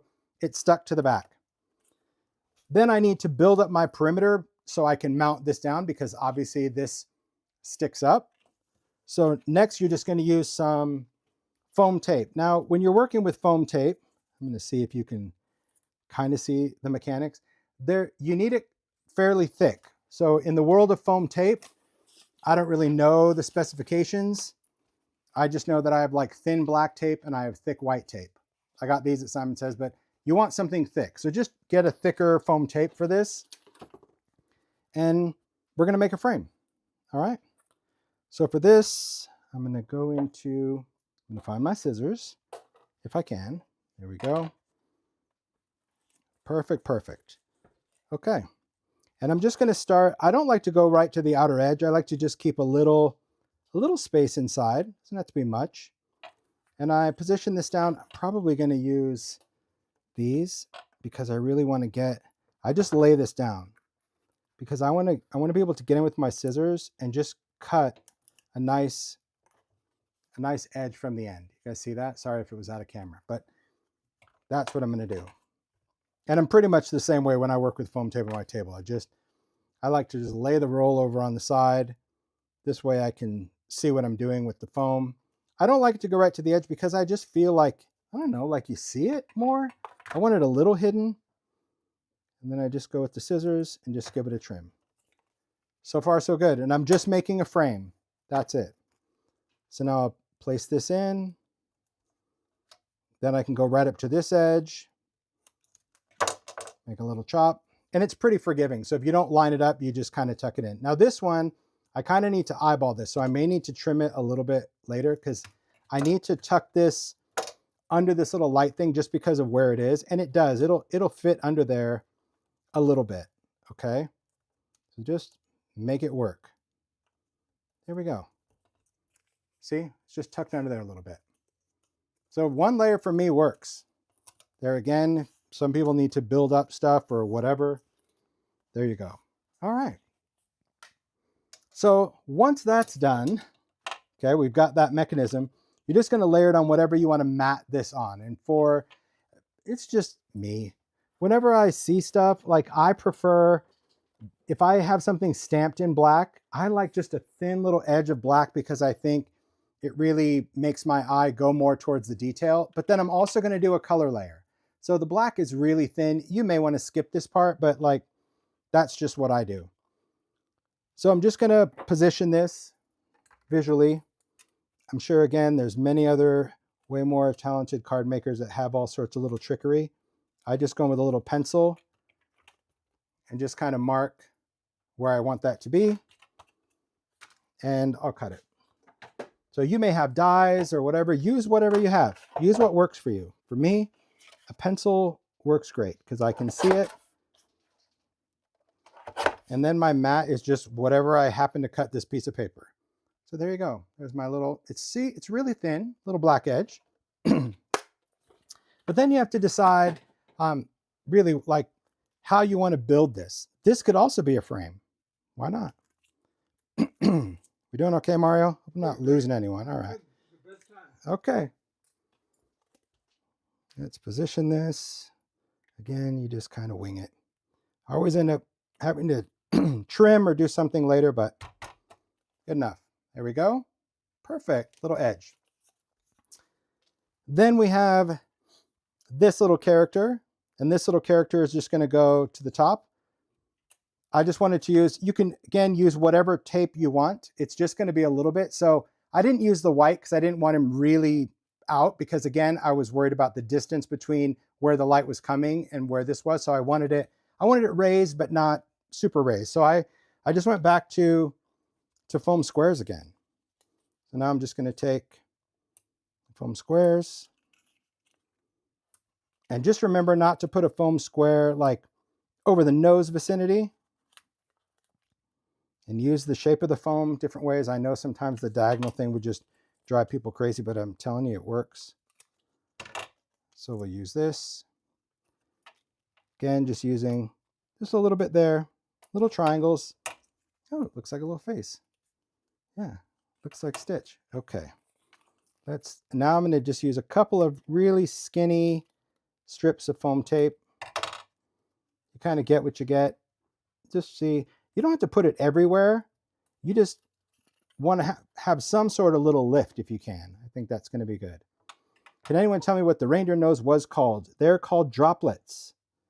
And I did see them at, like, these are from Christmas. Like I said, these are 3 years old. I did see some stock at Simon Says Stamp actually yesterday, which brings me to the thing where, you know, a lot of people ask, like, well, why don't you bring this back? Why don't you bring this back? Because when we go out and we see inventory from retailers that's 3 years old, that's still available, that doesn't tell us that it's a barn burner. It tells us that when there's an idea, it sells. But that's the hard thing about product. Like, you know, I wish everything could stay, but unless, you know, it's a manufacturer like, you know, like Ranger manufactures their products, so that's why stuff sticks around. Stampers Anonymous, like, then they could just make in smaller quantities. But anything that you bring in, it's really hard.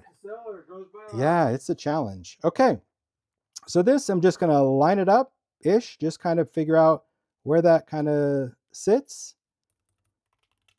Tap that.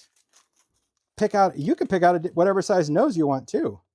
He's cute. Look at that little pearl. So if you don't have these, you could, I mean, again, there's droplets out there from a lot of different companies. These just happen to be really vintagey ones because I love, like, that's peeled paint. This was barn door. I mean, they were actually, they weren't distressed branded, but they were distressed colors because that's what I wanted. All right.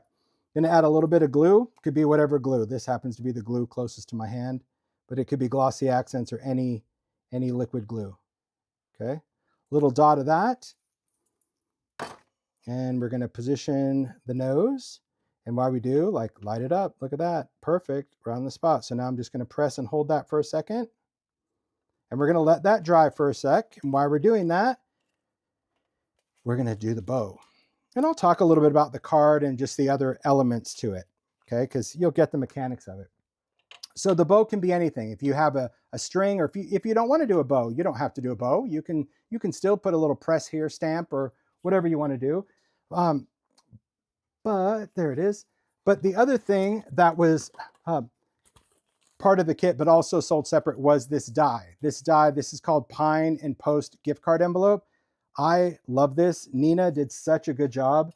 Nina Marie Trapani, who does the die designs, working with Heidi, like, it is so cool. It's filled with all of my favorite things. And yes, I had a few suggestions if I was going to use it. But it's just cute. It's a fun thing. Now, I will tell you that we'll get into the envelope part because I wanted to answer some questions. But in here has a really great die of a little twisty bow. Now, if you have the Sizzix Vault, the little funky wreath bows are also perfect scale for this as well. So if you have any of those wreath dies and you're not wanting another die, we're using it just for the bow. Now, you can cut it out of whatever cardstock. I wanted this just to be a little sparkly, and I didn't really have any red sparkly, and I remembered, look, I love just Googling stuff. So I Googled, this was called Deco Sheet. Another thing that is, I don't know, maybe this was in 2023 or 2022. This is kind of like craft stock sparkle, but it's the sparkle with no paper. So this is actually peel and stick. We had it in so many colors. We did Halloween, we did winter, we did all that. This was Christmas. I did see Simon Says Stamp has it. And listen, if you're a retailer watching and you have any of this old stock, leave it in the chat. Say, oh yeah, we got that too, because people look for retired stuff all the time. Out of sight, out of mind, as I mentioned. But this stuff it's a peel and stick vinyl. It's really thin, but I want to add a little bit more substance to it. So I'm just going to take a scrap piece of cardstock. I also love that you could tear this. You could tear, you could cut, you can do, oh, I tore it too small. Good job. I'm going to try this. You could cut it, but I'm just going to die cut it. So I don't need to cut to die cut. And then I'm going to peel off the backing. I'm just putting it on a piece of cardstock. I'm only doing this so my bow just has some rigidity, but you could just cut something and use it as a sticker if you wanted to. Okay. There's my little bow. There we go. Let me just chop this. We're going to die cut it. Now you really see how my creative brain works. You just do what you do. You don't overthink anything. People are saying don't try to cut the deco sheet. Okay, let's not. Here we go. All right, so I'm just going to place that on, put it in my sidekick. Okay, whoop, let's put it in frame. All right. So when I cut this, I do go both directions because we are cutting vinyl, not paper. Remember, deco sheet is a vinyl. And we're just going to take this, pop it out. There we are. Pop this out. And there's our little bow. Bam. Yep. And I got to poke out these little holes real quick. So let me get a craft pick and just poke this out. I will tell you that one of the keys to being successful with this is to put deco sheet on a piece of paper. So for those that are trying to just die cut it as is, it is tricky. So even if you weren't going to stick this on, you would lay your deco sheet on a piece of cardstock and then cut it, because it's so thin and it's vinyl that you need a little bit more chomp to go in and chomp, right? So that's it. So once you have the dies, we picked out all the holes up there. Now we've got a little bow. Easy enough, right? Perfect. You're welcome. All right. So our bow, just going to glue that on as well. And you can use really whatever glue you want. I'm just going to tack it just pretty much in the middle and maybe down the side a little bit. Okay, because I want to, I mean, everyone's different, but when I like put a bow on a make, I like just the bow to have a little bit of little zhuzh, little lift. So you can see on this one, like, see how it's just not glued right there? It just has more of a realistic look to it. But yeah, there you go. So cute, right? Simple, simple, simple. So some ways that I put it onto the card, okay? Well, the card base is just Idea-ology Craft Heavy Stock. I inked with Distress, just like how we went back. Remember, it's all about the tricks. It's just repetition. I inked the edges the same way I inked the edges of this. I splattered some water, and then this little white, I just used some Distress paint and a splatter brush. So that's gonna, like a splatter brush is gonna give you really, really fine little speckles. So that's what I did. And then after that was done, I stamped. Because another cool thing about the stamp set, let me grab my archivals as well, because I'm going to talk about cardstock layers too. Move this. The stamp set has some really cute fonts. So it's got like Holiday Peace, Joy, and Merry. It's got some uppercase words and then some scripty words. And these are really designed to overlap. And I've done that with some Stampers Anonymous sets too, where you use words with words. You just change the ink color. So for example, Merry Christmas. You can see just how it's stamped and it's overlapped. It's just fun to do that. You don't have to overthink it. Now I'm looking for that other. You would think that I would have been better just placing stuff. Where did the green card go with the little village? How stupid. What are you looking for? The wintry card. Here it is, sitting under here. Even if you don't switch colors, you can still layer both images like I did here. Okay? So for this, I'll just show you real quick just on a piece of craft, because this is where, you know, colors of archival are important. And that's why, for the most part, really, I love minis. I don't need big ink pads for everything. I think that's really good. So I absolutely love it. Pear Blossom Press in the house. The PBP is in the house. I love these lights. You know I do. See? I try to do you justice with a little tutorial. Very cute. Probably not the best, but hey, it works. It lights up and it makes me so happy. Okay, so if we're adding some color, for this one I did Merry in red, and then I did Christmas in black. And I use Mini Archival for both because it's a tiny little stamp. So we're gonna take, for those that watch the Santa mug thing, you guys know, it's no surprise how much I love things lit up. If you go to the Hoopla last year too, they sent some beautiful cards that light up with Sizzix guys. I just think their stuff is so cool. Okay, So I'm going to take, here's a little stamp that says Mary. So this is just, again, a technique reminder to get out your stamps. If you have this set, great. If you have other sets with words, like I've done so many words for years, just get those out and just play around with mixing words and fonts, or mixing stamps even with dyes. So you can take a stamp in a color like we did here. That's Mary. We did that in red.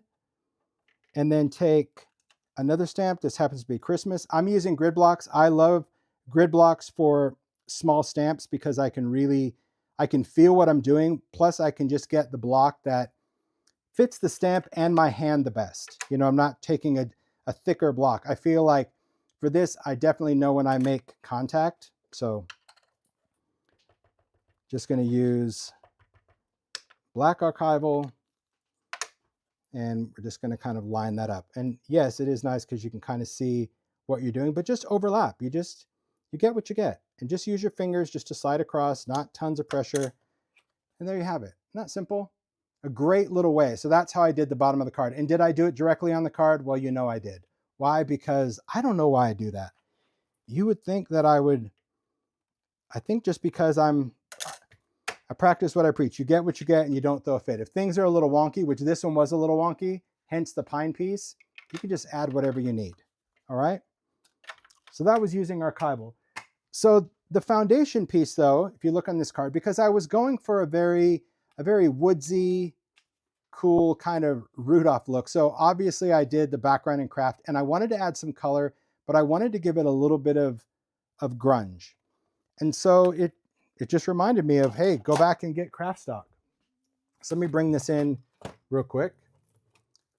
We interrupt this demo for a small infomercial.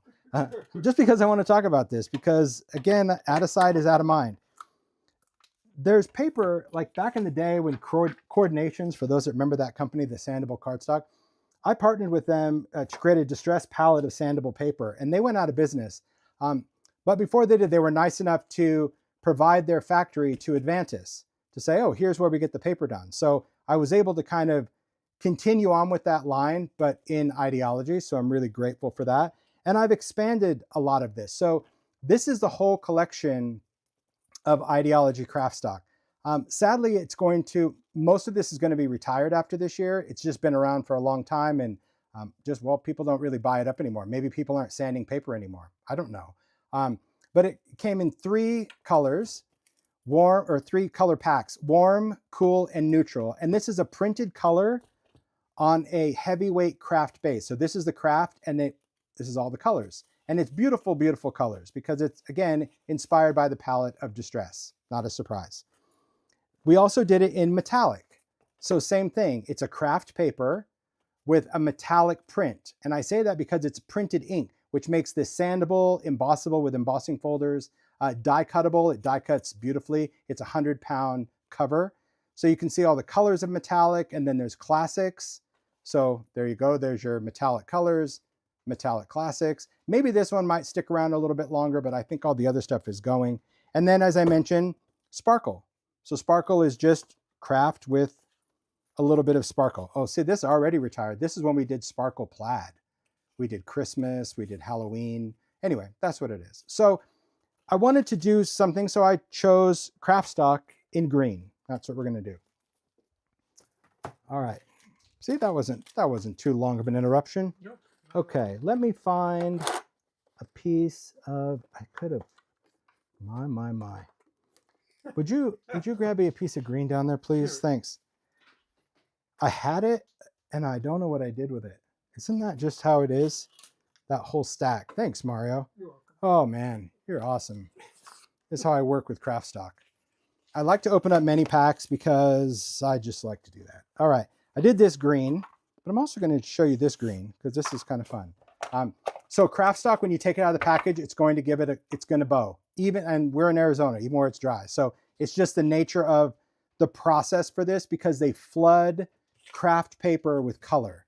So don't be alarmed when you take it out and it just does this. It is. But when you glue it down or stick it down or die cut it, it's going to be fine. All right. But I'm telling you now about retiring. So if you like the paper, stock up. But it was around for a long time. I wish things could stay forever. Okay. So let's do a brighter color for this one. Why not? I use this green, but let's use a brighter green. So pretty much all I do is just I eyeball like how much reveal I want for this piece. So I'm like, oh, that looks good. And then I just use a pencil and just mark it. Again, mark it to the nearest ish. But I'm going to show you like what I love about craft stock and what makes it so cool. When it first came out years ago, it was in a pad. It had like a linen texture on it. And then when we brought it out in the new sheet size, let's see, the 6x9, all of these are 6x9. I wanted it to be smooth because it's so cool to stamp on and then ink and color and do so many great things. All right. So let me take that. Let's see. I just need to see my, okay. I'm going to make sure I didn't cut the end that has the pencil marks. There you go. Yeah, the sparkle plaid, I loved it. I saw some of you say, oh, I hoard that stuff. The sparkle plaid was so good. It was so weird, but it lasted one season and it was gone. So meaning it just didn't do as well as they hoped, because when you have to bring it back the next year, that's why it just can't. It's the thing. So as makers, if you love something, you got to support it or it goes away. So here I'm taking a piece of chipboard. This one I'm going to use to sand on. And I'm going to sand it. Now, you can use any kind of sandpaper, any kind of sanding tool. But did you know I did sanding discs with Ranger? And it seems like, of course, Tim Holtz, you have to have your name on everything. No, it's just the fact that I used to have a sanding tool with Idea-ology. It went away. This wanted to design sandpaper that has the fabric on the back, that it clings right to your blending tool. So, and this is the same disc that I started with in this packet, which has been a year now. I don't know what it is about. It's like super sandpaper, but it's great for that. I also used a die cut, and I die cut a small circle because I wanted a tiny one, because sometimes I want to sand die cuts. Here's what you do. You just take this and you just swipe right down the paper. You don't have to use a circular motion. That's what's really nice about having the blending tool, because it does give you a lot more control. You can go around the corners, and I'm just going back and forth, and I'll show you what's happening. All it's doing is it's sanding off the color. Okay, so what you do is after you sand it, you wipe it clean and it reveals the craft. Now you're like, okay, well, what's the big deal about that? Because when we bring it back to the craft, it actually reveals this raw edge that is incredibly porous for ink. So now if I take my ink, we'll just use some walnut stain. I was going to use vintage photo, but I'll use walnut. Same thing, just gonna use, and I'll use some different inks just so you guys can see. Just gonna ink over that, okay? And I'm gonna ink much bigger than we need just so you can see what makes this paper so cool. And when I keep saying printed in color, the color that they use, because it's so saturated, like, look at what it does. Wherever there's color, it will resist the ink, and wherever it's craft, it will absorb. So that means when I go in and add some water to it, right? Just imagine if this was a whole inked different background. Just going to add a little bit of water to that, dry it, use a paper towel. It's going to do that same cool thing that it did over an inky background. See how it reveals all that? Beautiful, right? Isn't that cool? So that's all I did, is I cut that in craft. I sanded it. I added a little bit of ink, and there you go, zippity-doo. So that could be the whole thing. We lay it down. It can go on something splattery, magic. Okay? Adorable. So cute. So that's how that card was done. So we talked about double stamping. We talked about using your little light pear blossom press, PBP, little splatter, cool smudgy archival. Isn't that a cool technique though, really, when you see how it stamps, where it just looks like you painted that on? Try that with any stamp. You're going to love it. Okay, I got another thing to share with you. I got the energy for it if you guys do. Holy smokes. We have peaked the 3-hour mark. Are you done with this card? Yes. Thank you. Oh, you're welcome. Who are you sending it to? Oh, is it for you? Yeah, to you, from you. Nice. Yeah, it's awesome. There, enjoy. All right. So one more thing that I wanted to share, because I think it's just fun to remember when it comes to the season, that maybe you're not into making holiday cards. You know, maybe not. Although I will want to put it at the end. Maybe you're not into making cards. Maybe it's just other things.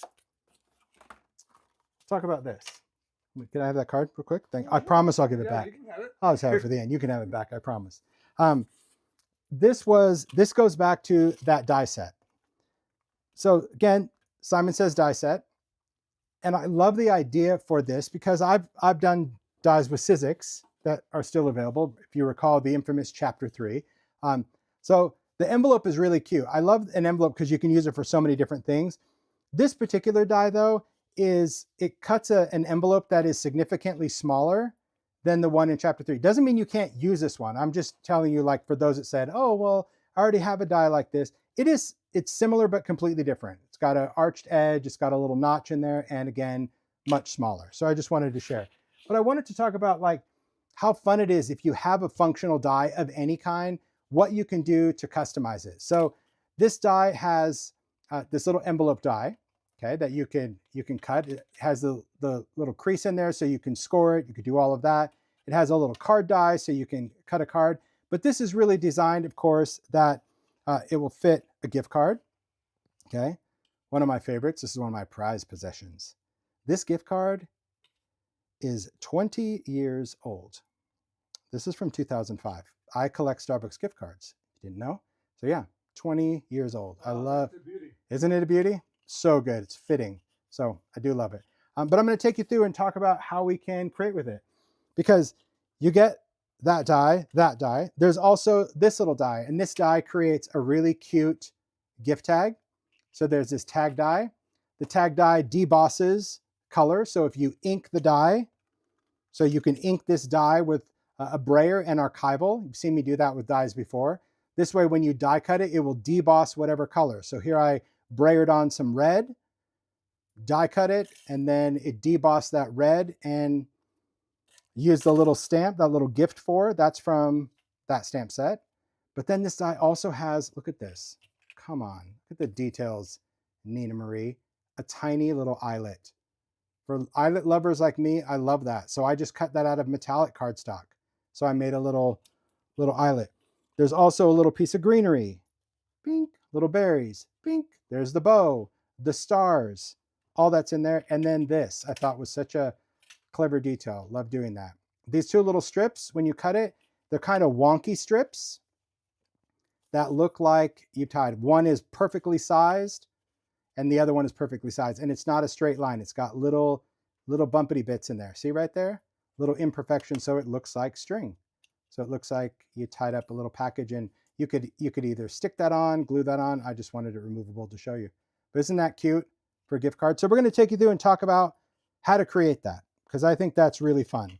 But before I do, I want to just talk about some other things, because as I mentioned, the reason I was involved with this in the first place is because the kit that this initially came in, it sold separately, but the kit, it had a lot of ideology. It had ideology backdrops, which was perfect to die cut this. And I love that when, when brands reach out and they're like, we're going to use this. I love that Heidi's like, I really want to put ideology in the kit. Do you have some ideas of things to go with it? So I appreciate that, Heidi.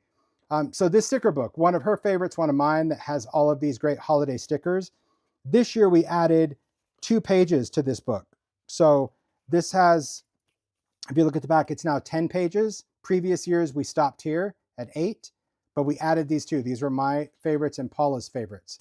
And what's cool about this is that when you die cut this tag, and I mentioned you get that little deboss line, the deboss line is really sized for all the vintage labels that are in this book. So there's the one I took. So when you peel it off, it actually fits right in that debossed frame, giving you the perfect little edge so you can make your own gift tags. So if you have the sticker book, it is so cute to just cut out the tags and the little eyelet. Let's just not forget that. So this was just out of some inked paper, and then add the stickers. So now you actually made gift tags and it fits all of these labels. How cute. I love that. Then there's a little postage stamp. So it's got the postage die and the rectangle die. And I'm giving you these ideas because even if you don't buy this die set, maybe you have dies. It's just the idea to be like, hey, I have one of your Sizzix dies that have this. Great. This is the idea. Use it. It's got these really adorable Christmas seals in this sticker book. And the idea behind it was, this was the base for the postage stamp. You cut that out of cardstock. This, you place whatever sticker you want to use on a piece of cardstock. Any kind of scrap cardstock will do. And you place the little frame around what you want and you cut it. And then what you end up creating are these cute little Christmas postage stamps. Remember these? You kind of seen those? So all these little stamps, aren't they cute? So you're die cutting the sticker that's on a piece of cardstock. So you stick it on a scrap piece of cardstock. And then this is just die cut out of another cream. So look at this one.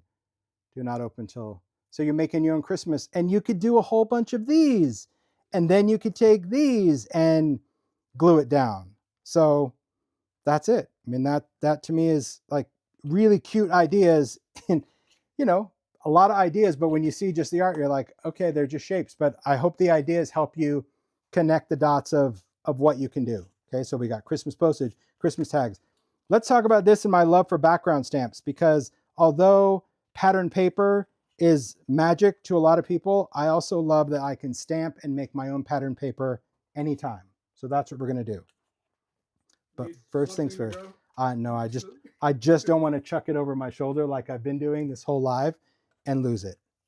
Cute, cute, cute. Okay. Here we go. With me, we're in the home stretch, guys. For those that are like, please stop talking. No one is. I just have an idea that I want to share. Okay. And these are the cardstocks I use, by the way, for all that stuff, like metallic craft stock for the eyelet. You can use craft for any of this, or just any like mixed media heavy stock for any of the labels. Okay. What we're going to do for this little gift card, it could be any kind of cardstock you want to use. But you can see that I wanted to create a really cute watercolory background. So I used watercolor cardstock. All right. So that's what we're going to do. I'm going to take a piece of watercolor cardstock. So you start with an 8.5 by 11 and you just cut it in half. That's what I'm going to work with to create this. Okay. But really what I want to do, just to kind of make things easier for my stamping brain, is this. I love background stamps, and I'm so happy that while I was designing stamps for Stampers Anonymous, I got to do a ton of backgrounds, because backgrounds not everybody gets, but to me, it's like the best kind of stamp you could ever invest in, because there's so many things you can do with it. Here are some of my favorites for the holidays. We're going to use plaid today. So this is from Plaid and Nordic, but we're going to use this plaid today. But if you love plaids, this one's perfectly plaid. These are the plaids that we did Craft Stock Sparkle out of, a diagonal, a mini one. If you like more whimsical plaid, there's this, or wood grain. That's a great background stamp. If you like little tiny dots, little Swiss dots, that's dots and floral. If you love holiday sweaters, there's a background to do holiday knits. And I'll show you, because really you can use any of these stamps. If you just want something splattery or snowy, maybe you're going to do a colored cardstock. This one is great. It's just flurry. And this is pine, because it kind of reminds me of little pine garlands. Candy stripe, love this one. And then this is all Christmas text. It's the most wonderful time of the year. All these different holiday sentiments. And then this one, oh, so nostalgic. Sparkles and Christmas. You got diamond sparkles and Christmas. All right. So if you're looking for repetition and you don't have many sheets of the same pattern paper, but you want everything to be somewhat themed, background stamps are it. And you can use your inks for this. You can use your distress, your oxide, your permanent inks. I'm just going to do a watercolor technique just to show you how easy it is. All right. I just set those over there. I know I went through them fast. If you have any questions, I already see Mario at the ready, just like, yeah, bring it on. I got you. I'll do it. Okay. So this die fits like the half sheet of 8.5 by 11, right? So we're at like 5.5 is where we're at with this. Okay. My background stamp is going to cover most of it except for the little flap. Okay. So we're just going to stamp this twice. So I'm just going to show you. So like when I'm stamping, it's very easy that I just get to take my background stamp and line it up on the paper. And then I'm just going to stamp it again and create a repeat. So if you're using a stamp this way, it's the same thing. You would just go this way and then you'd repeat it on the side. That's going to fit the whole die. Hope that makes sense. All right. So here we go. We're going to take the stamp as soon as I find a grid block big enough. It is probably the one that I dropped coming over here, but that's okay. I'll use this one. This one's going to work. No, this is going to be totally fine. Thank you, though. Thanks, Mario. All right. I got my stamp on there. For inks, good old standbys. Distress ink. I'm gonna use Lumberjack Plaid, favorite Christmas red, peeled paint, favorite Christmas green. I'm gonna use them together, all right? So all I'm going to do is I'm gonna take my ink, tappity tap, but I'm doing parts and pieces on my stamp, okay? So I'm not doing the whole thing. And you can see, you may not see on camera, but I can see like where I've inked it. So I'm just focusing some color. There'll be a little bit of overlap, and I know that green and red make brown, but brown is beautiful. So I'm not worrying about contamination. I'm just going in and just adding some color in the areas that I feel I didn't get ink the first time. And if I miss a spot, it's no big deal. Okay, so we have our red and green on there. We're going to take our sprayer, and I'm just going to probably about 4 sprays. See, so I have water droplets. Not a ton, but I want to make sure that I've got water droplets. I'm going to place this up. I'm just going to kind of line it up to the edge of my paper-ish. I'm going to stamp with purpose, just press. No CPR needed, but I just want to make sure that I have a good impression. I'm going to lift. And I'm going to dry it. Beautiful watercolor plaid. Now again, if you didn't want this look, don't use water. Just ink and stamp. If you didn't want all the different colors, just pick one stamp and just do it. The whole idea on this is to show that if you have a die of any kind, that you can create your own pattern paper with your favorite stamps and inks for the season. And that's where background stamps become amazing. All right. There you go. Watercolor. Beautiful. Now we need to finish it. Otherwise we got nothing for the top. Could you reuse this? Yes. Do we already know it's going to be second generation? Yes. So I don't want to, because I don't want it to be lighter. But if you didn't care, then just go for it. It doesn't really matter. As far as the repeat, it's not really important, right? But you can see that I ended with this. My stamp was this way. So I'm actually just going to like bring the stamp up this way to get a different kind. It is plaid. It's going to allow me to line it up a little bit, but I don't care too much. I'm only just going to do part of it. So, but if you wanted to just spray and stamp a second time because we only need a little bit and you don't want to have to worry about fussing around with ink again, do it. Really. It's probably what I did there. But same thing, ink that up. And that's also why I wanted the paper cut. It just helps me kind of line this up a little bit. Just have a small amount of overlap. It's not a problem. It doesn't have to be precise. Okay. Stamp, dry. Because we're going to cut this out. Beautiful, beautiful. Kind of cardstock, I chose watercolor because I'm using water and color. But if you wanted to just use white cardstock, go for it. But the difference is watercolor cardstock is what gives me this play, this wet, puddly pool goodness, whereas most white cardstocks that are just plain absorb the color on contact, and you just don't get that effect. It doesn't mean it won't work. It just means, just always remember, if you're going to use water and color, then you should use watercolor cardstock. If you're just going to use ink, any cardstock you want will be great. Okay? Perfect. There's our background. So you can imagine, besides just the fun of using this stamp, how fun it would be to use all the other ones. The holiday knit background, just, I mean, sky's the limit when it comes to making your own pattern paper. That's what it is. So we're going to place this down. We're going to die cut this. So hopefully, like, the wheels are turning now. You're thinking about stamps that you've got. You're thinking about inks. You're thinking about what dies you have in your stash. And you're just going to position this wherever you want this to be, because you have a little bit of, you know, got a little side to side, up and down, just kind of where you want it to be. And we're going to die cut this. Same thing, get my big shot, put that down.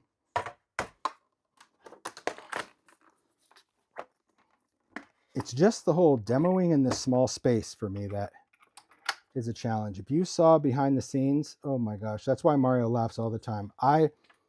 It's almost like I just throw it over my shoulder and wherever it goes, that's why I can't find anything, because demoing is just different. It is just different, huh? Okay, let me go this way. Now, because this has crease lines, I'm just going back the other way, not to cut the paper, but just to kind of try to deboss those lines a little bit more. Whenever you have a pattern like a plaid, it's pretty challenging to see your score lines, but that's okay. We'll figure it out. Okay. There we have it. Beautiful. Still have some scraps for, you know, whatever else you want to do, but we've got that piece. And we're going to fold. Okay, so you can see it does do the crease lines, even though, I mean, watercolor cardstock, it's pretty heavyweight. But you get the idea, because really the crease rules are right on the intersections anyway. So this happens to fall really perfect. But I just line up the edges. See how I line up the edges of the paper with a grid block? I love these also for folding. This is also good for distressing, by the way. For those that remember that technique, you can take your grid block and you can do the same thing as we did with the glass mat. See, because it's got that nice edge. That's why I always use it for folding. So I just slide this up to where it stops at my fingers, and I'll push against that edge of the grid block. Look at that. I don't need a scoring tool, nothing. Line up my paper, push against it. Line up the paper, push against it. Line up my paper, push against it. Done. See, I didn't even have to look at it. Then I'm just going to take any kind of paper creaser like the Teflon one. I'm just going to make my folds a little bit more pronounced. And that's going to be our little envelope. So it can go in either side, however you want to close the doors. Whatever looks better to your eye, that looks better to me. And then the bottom's going to close up, and then you got your little top flap. Now, thinner paper is going to be easier to manage, I'll give you that. It is easier than like a thick watercolor paper, but hey, to me, it's worth the trade-off. So you can use tape, you can use glue, you can use whatever you want for the seams of it. I find that glue is just a bit more hefty. Now this bottom flap, because I'm using watercolor paper, even though it's got the fold, see how it wants to stop? So you kind of just have to force it over just with your finger, just to make that fold almost kind of rounded. And I'll show you what I do on that. So once I glue this, I always just make sure that like this will open a little bit. Okay, so see, just to make sure that, you know, you didn't glue it shut. So at my table, I'm just going to grab this one. I typically would have like a piece of paper or something that I can slide through here, but I know it's good.